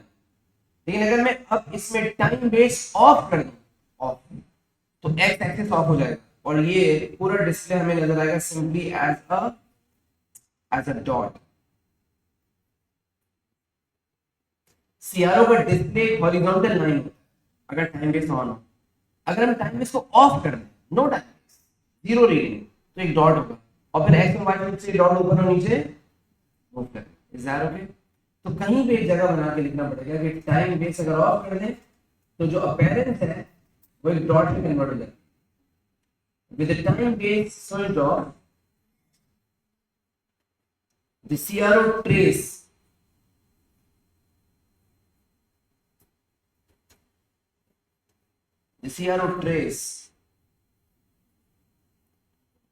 appears as a dot.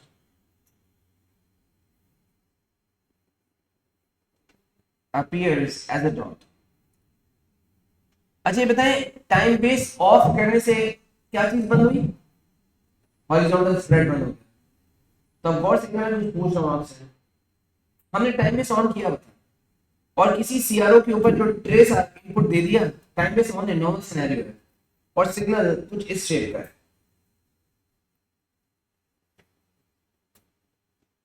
ये सिग्नल है, नॉर्मल एसी की तरह का सिग्नल है। मैं कह रहा हूं अब हम टाइम बेस ऑफ करते हैं, इसमें से क्या बंद होगा? हॉरिजॉन्टल स्प्रेड बंद होगा ना, वर्टिकल स्प्रेड तो बंद नहीं होगा। क्या हम कह सकते हैं यही जो आपके पास ट्रेस है ये कैसा दिखेगा? ओके। लेकिन बेटा जो मैंने वेव बनाई है बच्चों, ये जो मैंने वेव बनाई है, इस वेव में क्या कितना स्प्रेड है? एक वर्टिकल स्प्रेड है जो वोल्टेज चेंज शो कर रहा है, एक हॉरिजॉन्टल स्प्रेड है जो टाइम शो कर रहा है। मैंने टाइम बेस बंद किया है, क्या उसका वोल्टेज का वेरिएशन बंद होगा? इसका मतलब एक साइन वेव एक वर्टिकल लाइन बन जाती है अगर टाइम बेस को ऑफ कर दिया जाए। नहीं ऐड करना उस बात को भी। A sine wave display on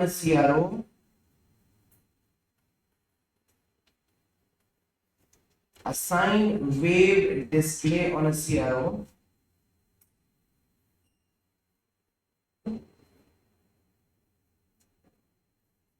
converts into a vertical line if time base is switched off. ठीक है? If time base is switched off.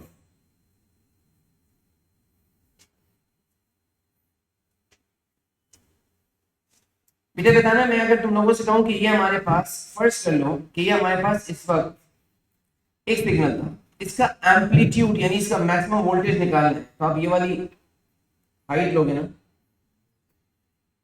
है ना? लेकिन अगर मैंने टाइम बेस बंद कर दिया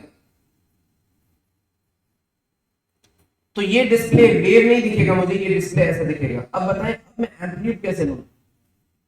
इस लेंथ का हाफ।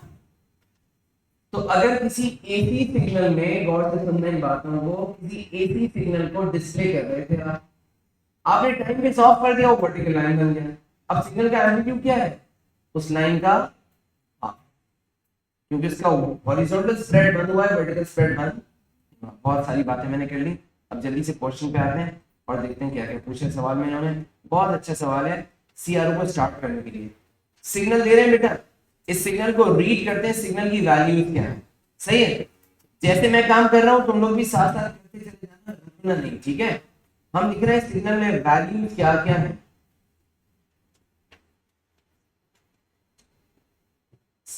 चले अच्छी तरह देख के मुझे बताएं कि मैं लाइन बना लूं, ये मैंने लाइन बनाई, बल्कि मुझे थोड़ी थिन लाइन बनानी चाहिए ताकि सही से जगह देख सकें।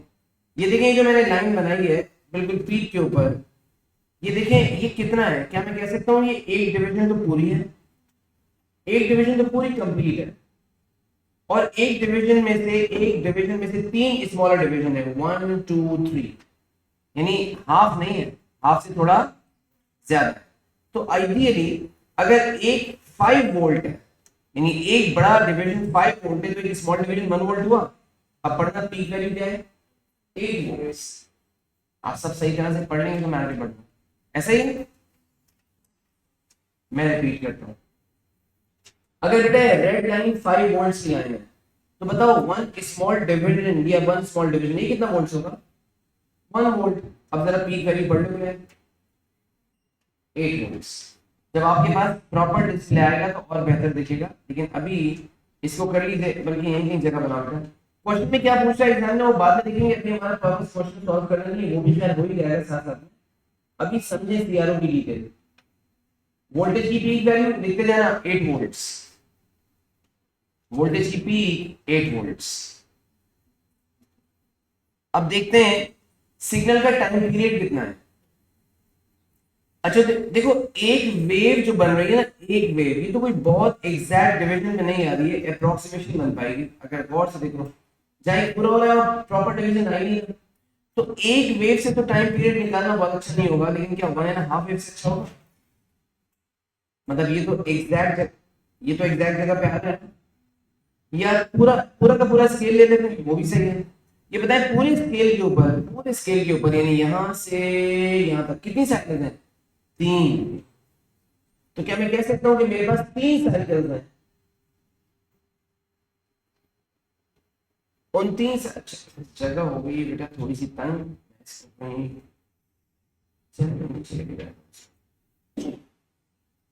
बच्चों 3 साइकिल्स हैं, और वो 3 साइकिल्स कितने डिविजन के ऊपर आ रही है वो देख लेते हैं।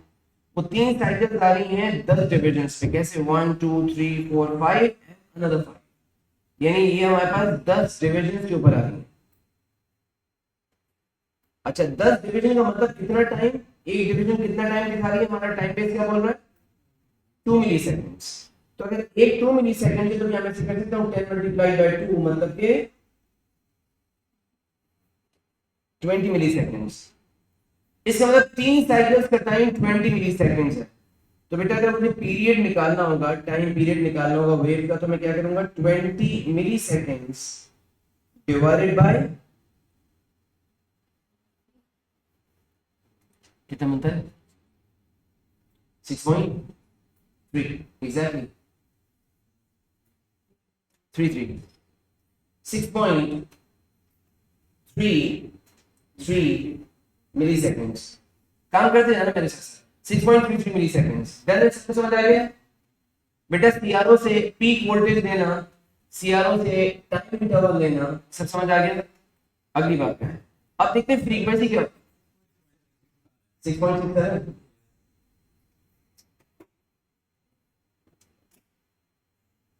6.67। अच्छा बेटा वैल्यू को कैलकुलेटर से अरेंज नहीं करना, मुझे चाहिए होगी पूरी वैल्यू चाहिए होगी। अच्छा अगर मुझे फ्रीक्वेंसी निकालनी है तो बच्चों को याद है फ्रीक्वेंसी होती है 1 डिवाइडेड बाय पीरियड, इसका मतलब 1 डिवाइडेड बाय 6.67, और मिली सेकंड होने की वजह से 10 टू द पावर -3। बताओ क्या वैल्यू आ रही है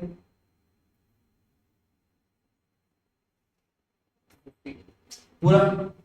अच्छा ये आ रहा है 50, अच्छा 150, ये आ रहा है 150 हर्ट्ज। तो हमने peak voltage, time period, frequency ये सब निकाल लिया। तो क्वेश्चन के पहले पार्ट से ही था, क्वेश्चन का पहला पार्ट था पीक वोल्टेज, तो लिखते जाना बेटा जल्दी से पीक वोल्टेज आपने क्या निकाला है, लिखते जाओ लिखते जाओ। फिर कह रहे टाइम फॉर 1 सेकंड पीरियड बहुत ही था, इसने यूनिट में लिबर्टी दी, यूनिट लिखा ही नहीं है, आप मिली सेकंड में लिख देंगे। तो अगर वो सेकंड में कहता है तो हम 10 टू द पावर -3 कर देंगे। अभी आप डायरेक्टली लिख दो, ये हो जाएगा 8 वोल्ट्स, ये हो जाएगा 6.67 मिली सेकंड्स। इसके बाद कह रहा है फ्रीक्वेंसी कितना निकाल रहा हूं 150 150 हर्ट्ज, फ्रीक्वेंसी 150 हर्ट्ज। हाँ बेटा, लेकिन रिसेंटली ऐसे क्वेश्चन पेपर्स में जरूर आपने देखा होगा, अक्सर यूनिट्स दे देते हैं, यूनिट दे देने में हम फंस जाते हैं थोड़े से, फिर हमें बदलने पड़ते हैं। मतलब अगर मेरी कैलकुलेशन मिली सेकंड्स में और वो सेकंड में मांग रहा है, तो मुझे उसे कन्वर्ट करना होगा 10⁻³ तो अगर यूनिट ना दे देना तो लिबर्टी होती है अपने जो यूनिट कैलकुलेशन ली है वो यूज करें। अब कह रहे हैं explain why, a very good part of this question, in fact दोनों last parts, explain why it would not be possible to measure the frequency of AC supply of frequency 15 hertz using same setting। 15 hertz का जो signal है उसकी measurement इस time based setting से क्यों नहीं हो सकती, इसको इन्वेस्टिगेट करना है 1 मार्क के लिए। देखते हैं तो ये आपने कॉपी किए में मिटा दो इसको, गौर से सुनना बेटा। ये बताओ जिसका सिग्नल 15 हर्ट्ज का है तो क्या मैं इस सिग्नल का टाइम पीरियड निकाल सकता हूं? बताओ 1 डिवाइड बाय 15 कितना आ रहा है? 0.06 बस 66 तो 0.67 आपने कह दिया, चलो ठीक है।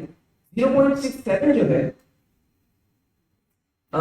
ये सेकंड्स में है फिलहाल। मैं अगर इसको मिली सेकंड्स में करूंगा तो क्या मैं इसी वैल्यू को कर सकता हूं 67 मिली सेकंड्स।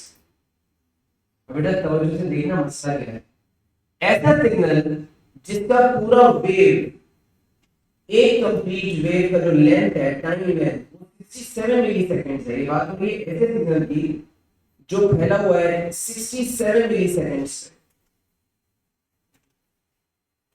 देखते हैं वो इस डिस्प्ले पे कहां है। इस डिस्प्ले में एक डिवीजन ऐसे डिवीजन क्या डिस्प्ले कर रहा है 2 मिली सेकंड। तो देखते हैं पूरी स्क्रीन क्या डिस्प्ले कर रही है, गौर से देखना इस बात को। देखो पूरी स्क्रीन के ऊपर 10 डिवीजन है, एक डिवीजन अगर 2 शो कर रही है तो मैं कह सकता हूं पूरी की पूरी स्क्रीन के ऊपर टाइम का कितना स्प्रेड है 2 हाँ 10 डिवीजन। तो ये जाएगा हमारे पास 20 मिली सेकेंड्स। बेटा पूरी स्क्रीन 20 मिली सेकेंड्स और आपका सिग्नल 67 मिली सेकेंड्स। क्या हम कह सकते हैं हमारी एक कंप्लीट वेव में नहीं बनेगी। अगर कभी भी किसी सीआरओ की स्क्रीन के ऊपर मुसीबत ये हो, किसी भी सीआरओ की स्क्रीन पे कि आप जो डिस्प्ले बना रहे हैं बनवा रहे हैं वो डिस्प्ले कुछ ऐसा है, ना आप इससे एम्पलीट्यूड मेजर कर पाओगे, ना आप इससे टाइम को एस्टिमेट कर पाओगे। आप किसी भी सीआरओ पे डिस्प्ले को मेजरमेंट करने के लिए भाई हम क्या मेजरमेंट करते हैं, पीक वोल्टेज लेते हैं, टाइम पीरियड लेते हैं। इन दो मेजरमेंट के लिए हमें कम से कम एक साइकिल तो मिले या कम से कम आधी साइकिल तो मिले। अगर हाफ साइकिल भी पूरी हो ना हमारे पास, यानी हाफ भी गिवन हो, फॉर एग्जांपल डिस्प्ले कुछ ऐसा हो तो भी ये कि चलो ये हाफ वेव है, अच्छा तो ये कि कंप्लीट वेव एटलीस्ट हो, लेकिन हाफ वेव भी किसी हद तक काम कर जाएगा। आइडियल क्या है कि एटलीस्ट एक वेव तो पूरी नजर आए। अगर पूरी स्क्रीन पे सोचो, अगर ये पूरी स्क्रीन है सीआर, इस पूरी स्क्रीन के ऊपर जो डिस्प्ले आप एक्सपेक्ट कर रहे हो वो डिस्प्ले कुछ ऐसा आता है, आपको कुछ भी नहीं समझ आएगा कैसा वेव है। ना इसके शेप को आप प्रेडिक्ट कर सकते हैं, ना इसकी पीक वोल्टेज वैल्यू को, ना इसके टाइम पीरियड को। इसका मतलब है टाइम बेस्ड सेटिंग सही नहीं है, क्योंकि एक कंप्लीट वेव भी नहीं बन रही। या यूं कह लो कि जो टाइम पीरियड है ना सीआरओ का पूरा स्क्रीन का एक्स एक्सिस उसका आधा भी नहीं है। ठीक है, शाबाश लिखो 1 मार्क के लिए। ऐसे लिखिएगा the screen will not be showing,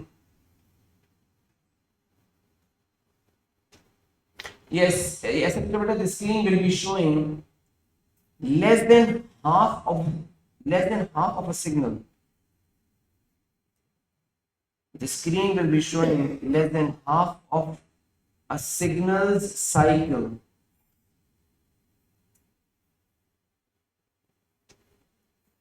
Measurements cannot be done.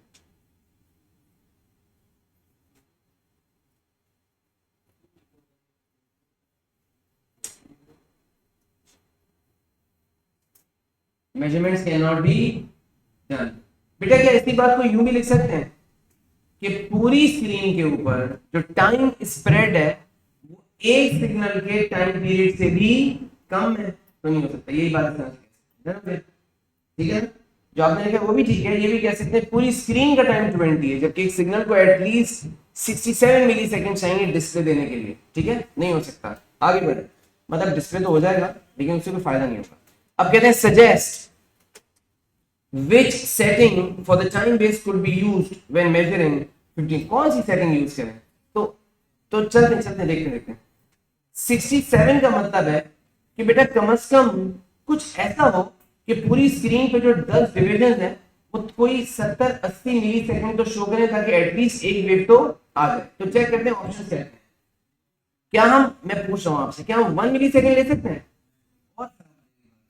अच्छा 5 में, तो बताए 5 के साथ आपके पास पूरी स्क्रीन के ऊपर टाइम का कितना डिस्प्ले मिलेगा? 50। और हमारी सिग्नल की लेंथ ये भी नहीं हो सकता। अब आ जाए 100, यानी कि 10 के ऊपर डिस्प्ले कितना मिलेगा? 100।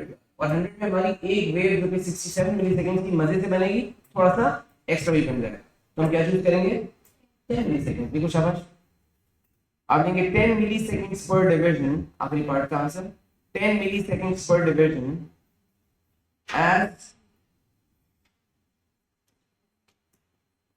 10 milliseconds per division as the whole screen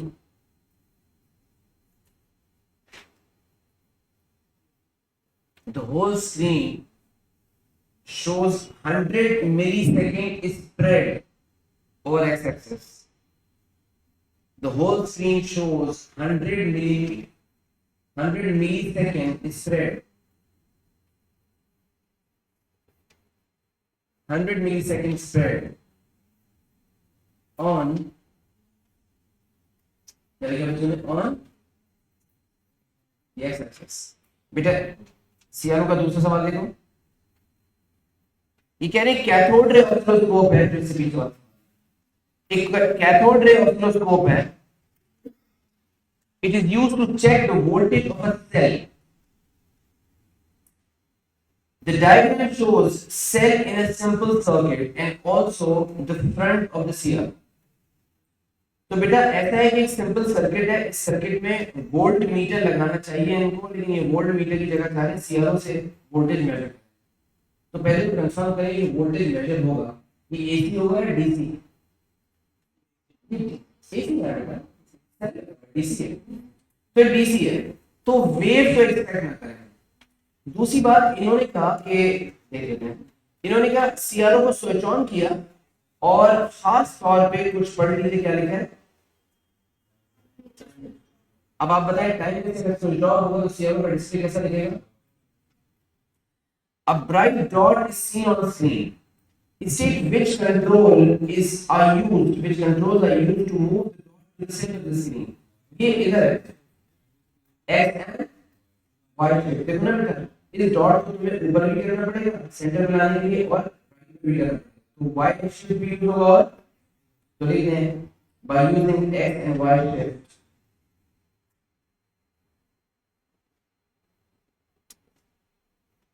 अभी कोई इनपुट नहीं है, अभी सीआर का अपना डिस्प्ले। इसका मतलब आपने भी ऑब्जर्वर ने जब इसको यूज करके छोड़ा था तो उसने एक्स और वाई को डिस्टर्ब किया, आपने ऑन किया तो इधर निकला। अब आप मेजरमेंट करने से पहले किसी भी इनपुट को देने से पहले इसको सेंटर पे लाओगे। अगर मैं यहीं पे इसको ये इधर है और इनपुट लगाता हूं लेकिन यहां चला जाता है, बहुत अच्छा जज नहीं कर पाए। हाँ अगर हम इसको जज करें ये इधर है और यहां से यहां शिफ्ट हुआ, लेकिन आइडियली इसको क्या होना चाहिए? अब कहते हैं ड्रॉ द कनेक्शंस। इस सर्किट से कैसे कनेक्शन होंगे? कभी भी जब आप वोल्टेज मेजर करते हो, देखो बेटा मैं बना के दिखाता हूं, क्या आप वोल्ट मीटर को इस तरह लगाया करते हो पैरेलल,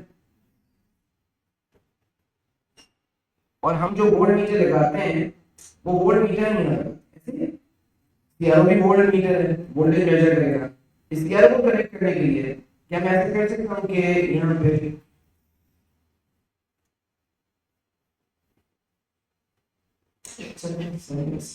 वैसे बस अच्छा है कि स्ट्रेट लाइंस ड्रॉ हो,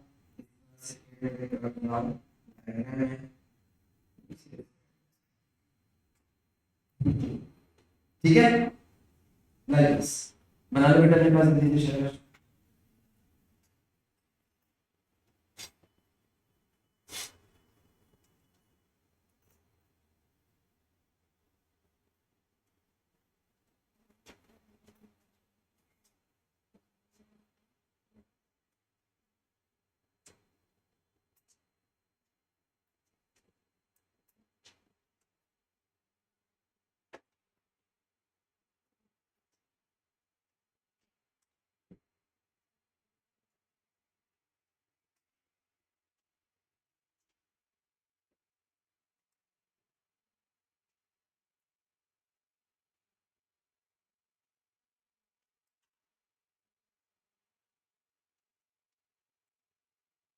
बेटा इन्होंने ना रेजिस्टर को पैर बोलते मेरे लिए माफ करें वो कहा है तो कर लो,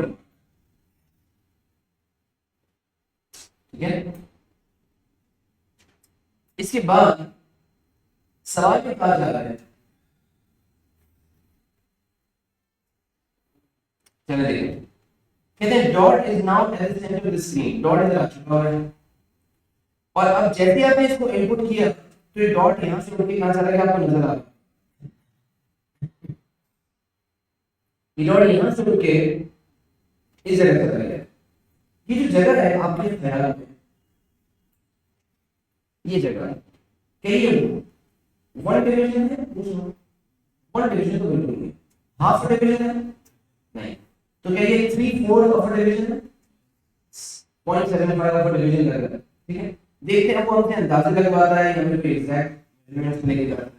तो फिलहाल हमें लग रहा है कि ये 3/4 ऑफ डिवीजन, यानी कि 3/4 ऑफ साइकिल, 3/4 ऑफ डिवीजन।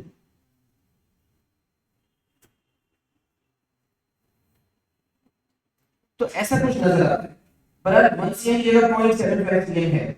अब सवाल में कहते हैं state what is represented by 1 centimeter on vertical axis। हमें देखिए बेटा what is represented by 1 centimeter on y-axis 2 volts। Answer कर दे 2 volts। उसने से y गेन पूछा है, 1 centimeter डिस्प्लेस 2 volts की बात।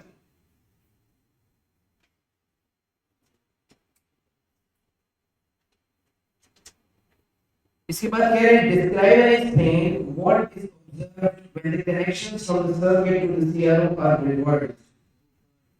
अरे एक मिनट, ये तो ऊपर वाला था, सॉरी नीचे वाला मैं छोड़ दिया। नीचे वाला क्या है, डिटरमिन द वोल्टेज। चलो बेटा बताना जरा, तुम्हारे पैर में अगर एक डिवीजन 1 सेंटीमीटर 2 वोल्ट्स का है तो 3/4 कितने के होंगे, यस। तो इसको 1.5 वोल्ट्स वर्किंग की जरूरत नहीं। अब कहते हैं ये डिस्क्राइब करो कि अगर connections from the circuit to CRO are reverse, तो आप क्या लिखेंगे, यही डॉट जो 0.75 डिवीजन ऊपर गया है सेंटर से, यही the dot is deflected on the opposite side,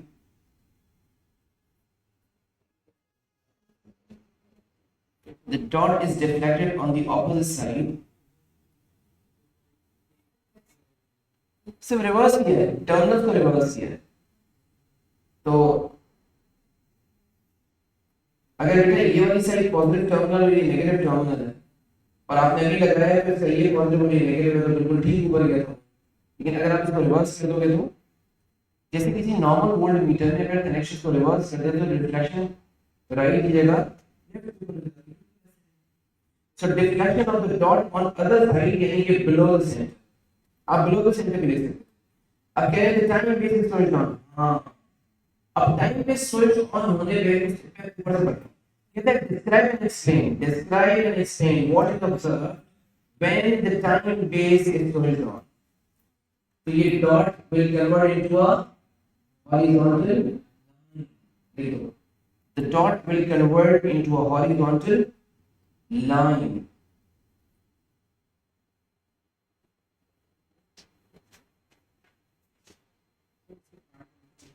तो पार्ट रह गया नहीं ना, पूरा हो गया ना। अच्छा वो क्वेश्चन पूरा हुआ।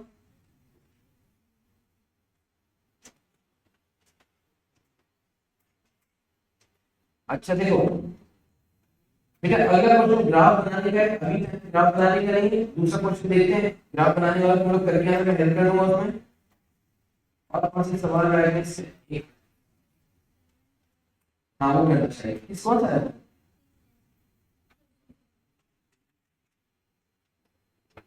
अच्छा मेरे पास तो नहीं है, एक मिनट बताइए।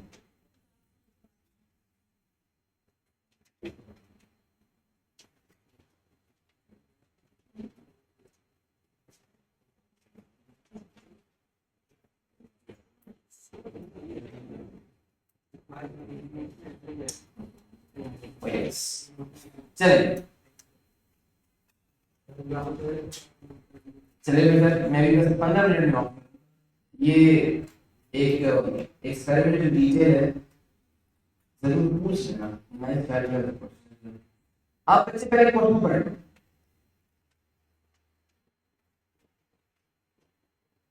क्वेश्चन में लिखा हुआ है कि एवरेज, मैं जितनी भी बता देता हूँ, बच्चों क्लास भी है। देखो सुनो, आप ये बताएं आपको किसी वायर का डायमीटर चाहिए हो तो आप क्या इसमें डील करते हैं? माइक्रोमीटर है। और अगर कोई वायर लीजिएगा, मोटा सा पाइप वायर हो तो माइक्रोमीटर लीजिएगा, कैपिटल्स। और कोई बहुत मोटा पाइप या पिलर, तो फिर इन सब की जगह हम क्या करते हैं, एक रस्सी लेके सर्कमफेरेंस लेके जो हम लेके जाते हैं। इशू ये है कि पतली सी वायर, पूरा कॉइल गिवन है, लेकिन ना माइक्रोमीटर है, ना कैलिपर्स है, ना कोई और चीज है। टोटल जो चीजें मिली है वो 3 है। उसका रील बहुत सारा वायर, उसके अलावा 1 मीटर रूलर दिया हुआ है, और उसके अलावा दिया हुआ है प्लास्टिक। प्लास्टिक चिपकाने की चीज ब्लू टेक टाइप का, कि उससे आपने किसी ऑफिस या हॉस्पिटल में भी देखा होगा, किसी नोटिस को चिपकाने के लिए येलो कलर का स्टिकी सा मटेरियल होता है, तो वो प्लास्टिक टाइप। कहते हैं वायर फ्लेक्सिबल है, उसका एवरेज डायमीटर 0.8 मिलीमीटर है।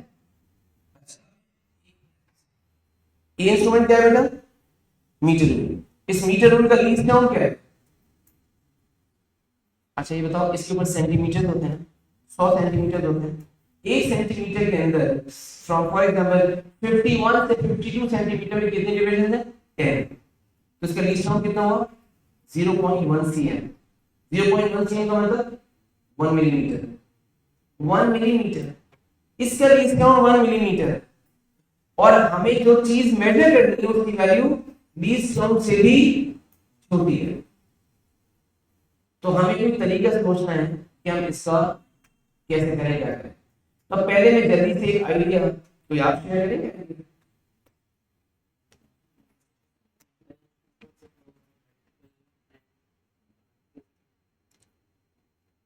चलें, क्योंकि डिजाइन क्वेश्चन के स्ट्रक्चर पे ज्यादा मेहनत करनी है तो मैं जल्दी से बताया था, सही कह रहे हैं।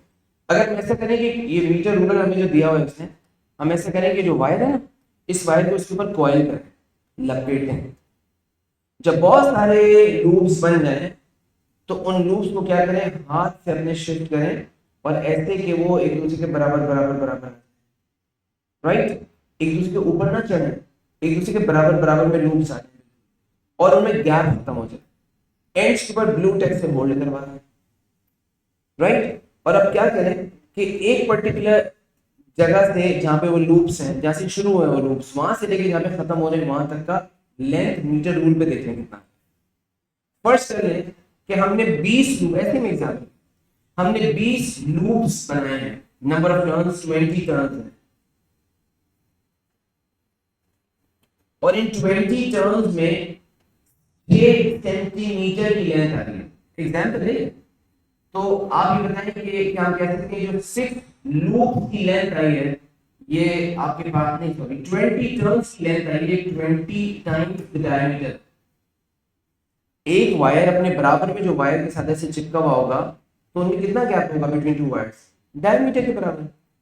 तो अगर मैं फॉर एग्जांपल लेता हूं ऐसे के बराबर बराबर बराबर मेरे पास वायर रखे हुए हैं, गैप में कोई नहीं था, तो जो टर्न्स होंगे यहाँ बहुत अच्छा नहीं बनाया जा सकता, लेकिन फिर भी मैं कोशिश करता हूँ कि अगर एक ऐसे टर्न है, एक बिल्कुल इसके बराबर में यहाँ गैप नजर आ रहा है, इतनी मिला कर एक और ऐसे है, एक और ऐसे, और इस तरह से करते करते बस 20 लूप्स मैंने बोले यहाँ से देखे। इन 20 लूप्स में जो 20 टर्न्स आ रहे हैं, 20 लूप्स आ रहे हैं, इन 20 लूप्स को 6 सेंटीमीटर लेंथ, तो क्या हम वन लूप की लेंथ को निकाल सकते हैं? तो वन लूप की लेंथ क्या होगी बेटा? डायमीटर नहीं होगा, ये तरीका है, ठीक है ना? ये हमारा प्लान है। इस प्लान को एग्जीक्यूट करने के लिए मॉडर्न पेपर्स में हम किस तरह से डिवाइड करते हैं उसको सुनो। हम क्वेश्चन में सबसे पहले डेफिनेशन देखते हैं, वो सी क्लास है। बस बेटा ये डिटेल जो बच्चा जा रहा है वो सुन लो। अब जब किसी भी दोस्त है ना ये डिटेल में बात करें, ये क्वेश्चन यूजुअली 6 मार्क का होता है और ये वाला कितने मार्क का देखना? 6 मार्क। तो डेफिनेशन के बारे में देखते हैं। अबाउट डेफिनेशन हम देखते हैं हम क्या करने जा रहे हैं। इसके बाद हम देखते हैं अरेंजमेंट ऑफ apparatus, कि हम इंस्ट्रूमेंट को कैसे अरेंज करेंगे। जैसे हम वायर में लपेट देंगे, गैप खत्म कर देंगे, ग्लू कैसे दो एंड्स को होल्ड कर देंगे ताकि वायर स्टेशनरी हो जाए। उसके बाद हम देखते हैं प्रोसीजर। प्रोसीजर में हम क्या करेंगे कि हम बताएंगे कि हमने सारी टर्म्स मेजर कर ली। प्रोसीजर के बाद हम लिखते हैं एनालिसिस। क्या एनालिसिस क्या करेंगे? हम यहाँ पे भी एनालाइज करेंगे, ये तो बड़ा सिंपल है। हम इतना पूरी लेंथ को नंबर ऑफ टर्म्स से डिवाइड करके डायमीटर निकालेंगे, ठीक है ना?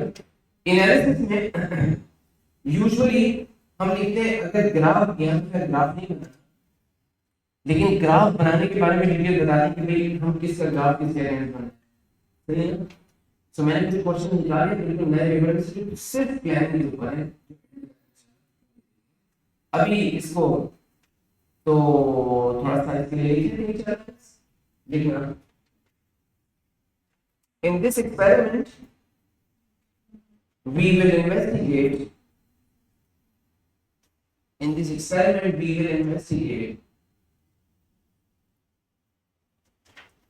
the diameter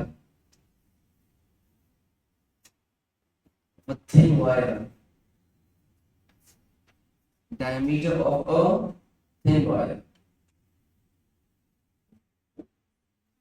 diameter अगली बात में लिखना है कि the wire is coiled on the ruler. The wire is coiled on the ruler, leaving no gaps between the turns.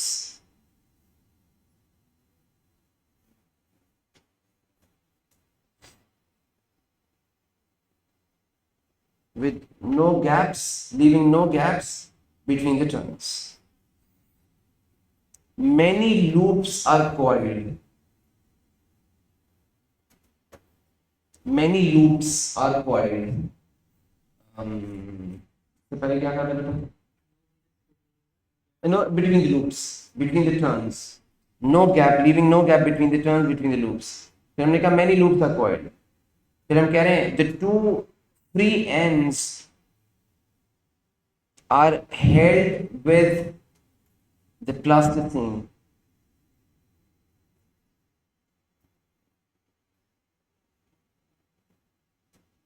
The total length, नया point है बेटा, the total length of the coil is measured.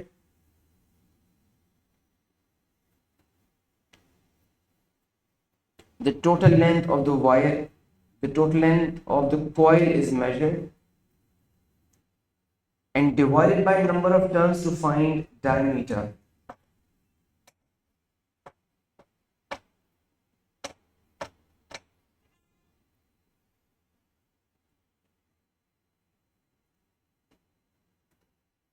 To find the diameter.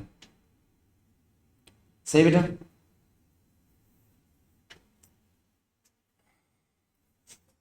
बेटा मैंने इसमें बड़े अच्छे अच्छे और सवाल है लेकिन टाइम हो गया काफी ऊपर, तो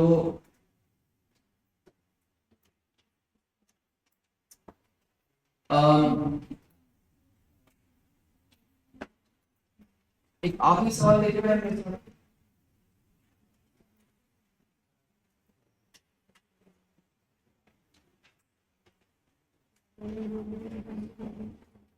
अच्छा लिसन, इस सवाल में बच्चों अभी के सवाल में ये सवाल मेरे पास डिस्प्ले पे नहीं है तो मैं इसको डिस्प्ले से निकालता हूं। चले मैं वो लेता हूं जो डिस्प्ले में हो ताकि सबके लिए आसानी हो जाए। इस वर्कशीट का क्वेश्चन नंबर 8 पे आओ।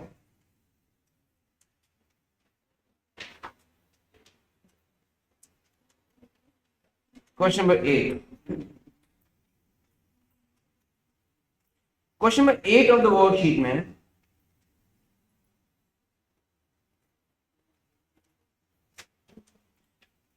अच्छा देखो बेटा, जो चीजें बता रहा हूं जल्दी जल्दी लिखते जाना। ये इंस्ट्रूमेंट मास और वेट मेजर करने का होता है, स्प्रिंग बैलेंस कहते हैं, लेकिन हम इसे फिजिक्स में न्यूटन मीटर या फोर्स मीटर भी कहते हैं। तो कहीं ना कहीं मेंशन कर लेना newton metre, force metre, spring balance. Newton metre, force metre, spring balance, ये सारे वर्ड्स। इस इंस्ट्रूमेंट में मेजरमेंट न्यूटन में भी हो सकती है, ग्राम और किलोग्राम से भी हो सकती है। अभी न्यूटन में सवाल में एक मास लटकाया गया है, इसका वेट जो नजर आ रहा है देखने में वो 4 न्यूटन से ज्यादा लेकिन 5 न्यूटन से थोड़ा कम है, यानी क्लोज टू 5 है लेकिन 5 नहीं है। अब इन्होंने क्या किया, इन्होंने ऐसा किया कि इसको पानी में डुबो दिया। जब वाटर में या किसी भी लिक्विड में कोई चीज इमर्स होती है तो एक बॉयलिंग फोर्स होती है ना जो उसके ऊपर लगती है, अपथ्रस्ट की फोर्स। जो बॉयलिंग फोर्स है क्या ये इसके वेट को पार्शियली बैलेंस करेगी? इसका मतलब है न्यूटन मीटर को एफर्ट कम करनी पड़ेगी। तो अब जो उसका वेट था वो नहीं बदला लेकिन वेट का एक हिस्सा पार्टली बैलेंस हो रहा है, तो न्यूटन मीटर को फोर्स कम लगानी पड़ेगी। चेक करें, वो जो क्लोज टू 5 थी क्या हम कह सकते हैं वो क्लोज टू 2 हो गई है, बल्कि तकरीबन 1.5 है। तो इसके बाद इसमें क्या हुआ ये सब कुछ, ठीक है ना। अच्छा इसके अलावा अगर इसमें बिल्कुल देखिए नेक टू नेक ही भरा हुआ लिक्विड, जब इन्होंने कोई चीज इमर्ज की होगी तो आपको लगता है कुछ लिक्विड यहां से नीचे चला गया, ये जो लिक्विड डिस्प्लेस हुआ होगा क्या इस लिक्विड का वॉल्यूम सबमर्ज्ड ऑब्जेक्ट के वॉल्यूम के बराबर होगा? मैं दोबारा करूं, मैंने कहा शुरू में ना जो भी चीज है ये लिक्विड पानी वानी जो भी चीज है ये पानी बिल्कुल नेक ऑफ द ट्यूब तक भरा हुआ, ठीक है ना। फिर एक आउटलेट थी, जो चीज मैंने इसके अंदर डबोई है इमर्ज की है यहां से इसने वाटर को डिस्प्लेस कर दिया, क्या मैं कह सकता हूं उतना ही वाटर डिस्प्लेस हुआ होगा जितने वॉल्यूम का खुद ऑब्जेक्ट। अगर मैं निकलने वाले वाटर का वॉल्यूम निकाल किसी मेजरिंग सिलेंडर से तो मुझे क्या इमर्ज ऑब्जेक्ट का वॉल्यूम पता चल जाएगा? Volume of displaced liquid is equal to volume of emerge object. इस साइड में लिख दो बात को, volume of displaced fluid equals the volume of submerged object.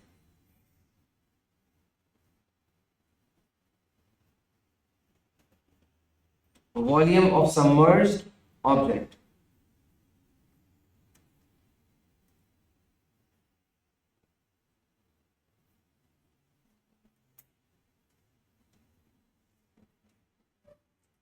आपको अलाउड है कि आप किसी दो डिवीजन के दरमियान में पढ़ सकते हैं, यानी एक गिवन डिवीजन की हाफ को डिवाइड कर सकते हैं।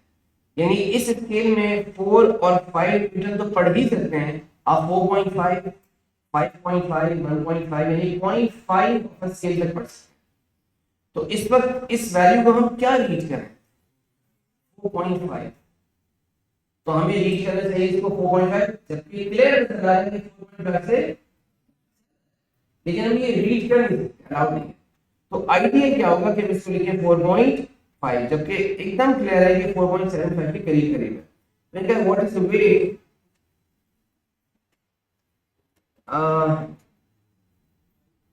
5 ओवर एस्टिमेट होगा, अंडर एस्टिमेट कर रहे हैं ओवर एस्टिमेट, ठीक है ना। अच्छा इसके अलावा हाँ यही अलाउड है कि अगर रीडिंग स्लाइटली अहेड हो दूसरी रीडिंग पर ओवर एस्टिमेट कर, ठीक है। अगर लिखा हुआ है एक्सपेरिमेंटल रूल्स है तो कहते हैं use the same diagram to measure apparent weight W of the block in the water। apparent weight निकालना है इसका, apparent weight इस पर कितना weight है, ये कितना है 1.5 हो गया 1.5। अगर ये 1.5 है तो कहते हैं लेंथ, अच्छा मैं इससे बात में पूछ रहा हूँ ये बताएं अपना बाय लिक्विड कितना है, फिर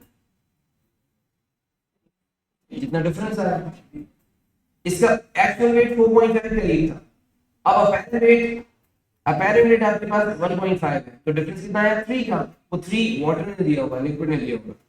अब कह रहे हैं length L in centimetre of the side tube is given by this, calculate the length L, निकालना मेरा लेंथ L क्या है 6 पॉइंट, अच्छा मेरे पास ये 6.7 आ रही है, मैं आपको वर्किंग दिखा देता हूँ, अगर कुछ स्टेप हो तो बताएं।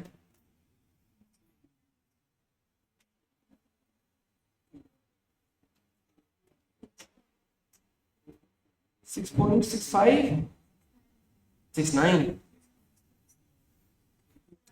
तो 6.69 6.7 राउंड ऑफ हो जाएगा, एक दफा और केयरफुली कर लेना बेटा 6.69 is 6.7 और अगर फर्दर को 1SF पे राउंड ऑफ करोगे तो 7, हाँ तो 2SF पे चले ना, क्या बुराई है 2SF में, आपने पहली वैल्यू भी 2SF में दी है 4.5 1.5। आगे मैं कहते हैं explain why it is important to measure W1 before measuring W2। तो W1 और W2 को मेजर करने का फायदा क्या है कि हम मेजर करना चाह रहे हैं कि लिक्विड में कितना फोर्स लगा है, तो इसके मल्टीपल आंसर हो सकते हैं। तो ये कह रहे हैं कि why it is important to measure W1 before measuring W2।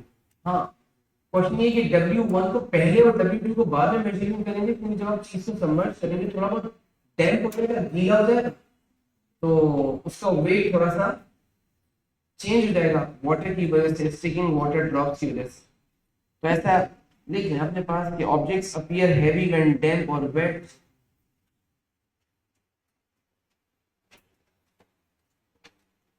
I have this question, okay? अच्छा बेटा लिसन, जिस क्वेश्चन को मैं कहता नहीं है वो मुझे मिल गया मेरे पास, डिस्प्ले में आखिरी क्वेश्चन, जल्दी से नजर डालो, वेट 2 मिनट्स, आप जल्दी जल्दी से देख लीजिए। आपके पास जो वैल्यू है वो डायग्राम टू स्केल है, लेकिन आपके पास उनकी जो वर्कशीट है वो रीसाइज है। तो मैंने क्या किया, इसको मेजर करने के लिए मैंने रूलर यूज किया और मेरा रूलर शो कर रहा है कि ये 15 सेंटीमीटर है, एग्जैक्टली बता रहा हूँ। मैं एक दफा और कंफर्म करता हूँ, यस इसमें मैंने आईपैड पे रूलर यूज किया है, वो शो कर रहा है 15 है, तो एक्चुअल पेपर में भी ये 15 होगा, ये A4 की मेजरमेंट है, A4 साइज पेपर की। तो बेटा 15 सेंटीमीटर लिख लो, लेकिन आप जब करेंगे तो 15 नहीं रहेगा, ये रीसाइज है फोटोकॉपिंग में। और हॉरिजॉन्टल में फिर से कंफर्म कर लेता हूं, यही स्केल हॉरिजॉन्टल में पूरा 1.5 है, एग्जैक्ट 1.5। तो बेटा हॉरिजॉन्टल और वर्टिकल दोनों लेंस मैंने आपको दे दी हैं और रूलर मैंने हटा दिया है, आपने दोनों लेंस लिखनी, पहले 2 पार्ट्स हो गए। आगे आओ, ये कह रहे इन्होंने इसी ट्यूब को, टेस्ट ट्यूब को ऐसे रखा हॉरिजॉन्टल और कहा कि why it is important for the student to ensure that the blocks are parallel. भाई लेंथ मेजर करने के लिए ब्लॉक्स पैरेलल होंगे तो ऊपर और नीचे की लेंथ मेजर होगी, ये दोनों लेंथ मेजर होगी तो एक जैसी होगी, तो यही मेक श्योर करने के लिए दिया है कि दोनों एक जैसे निकले। तो आप यहाँ पे इसके लिए आंसर कर दें, to make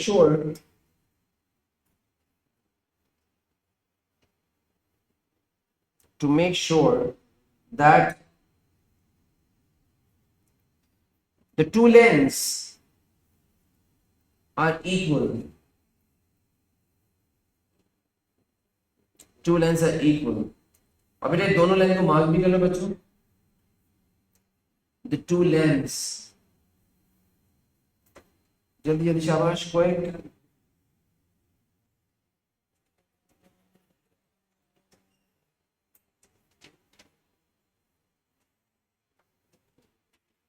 right.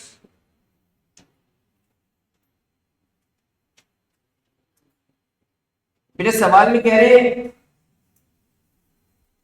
External volume ये है और वो निकालना है। सिंपल जो वैल्यूज निकाली ना उसको यूज करना है, तो आपने सिंपली ये कर लेना है, जल्दी से कॉपी कर लें। सिंपल कैलकुलेशन है, the values you measured are used here h and d की एंड यू कैलकुलेटेड।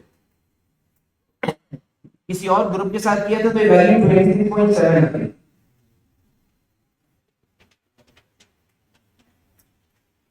क्वेश्चन के आखिरी पेज पे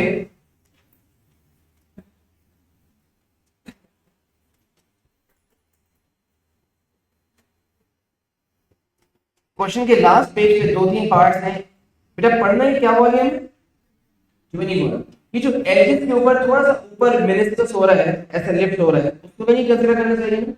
तो 21 ओके लिख दो 21। उसके बाद कह रहे हैं कि दोनों वॉल्यूम्स का डिफरेंस वो 5.7 आ रहा है।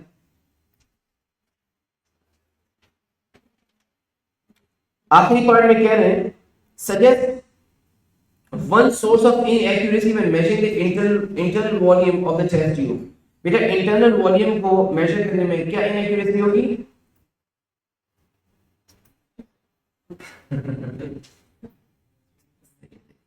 चलो कॉपी करो, आसान आसान है, मुश्किल है। लास्ट 2 पार्ट हैं, इन्हें भी अपने पास ले लो। इंशाल्लाह थर्सडे को मॉड्यूल 2 करेंगे और मॉड्यूल 2 करने के लिए जरूरी है कि उससे पहले इसके रिमेनिंग क्वेश्चंस को पूरा कर लेना। जो भी बच गया मैं आपसे शेयर कर लूँगा इसके सॉल्यूशन अगली क्लास में इंशाल्लाह। और हमारा नेक्स्ट जो सेशन होगा वो थर्मल फिजिक्स के क्वेश्चंस के ऊपर होगा, ठीक है। सो अच्छा ओके ओके बेटा, ये कहाँ से नजर आएगा? ऑनलाइन नहीं, कितनी जगह बदलूं मैं। अच्छा चले, बस मैं इसका सॉल्यूशन आपसे शेयर कर लूंगा। कुछ और है क्या? अच्छा पार्ट 2 में कह रहे हैं ये वाला,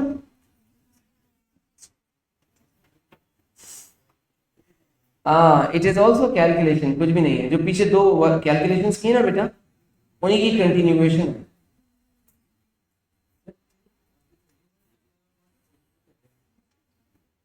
वैल्यूज नहीं है पीछे से। कौन सी कह रहे हो? अच्छा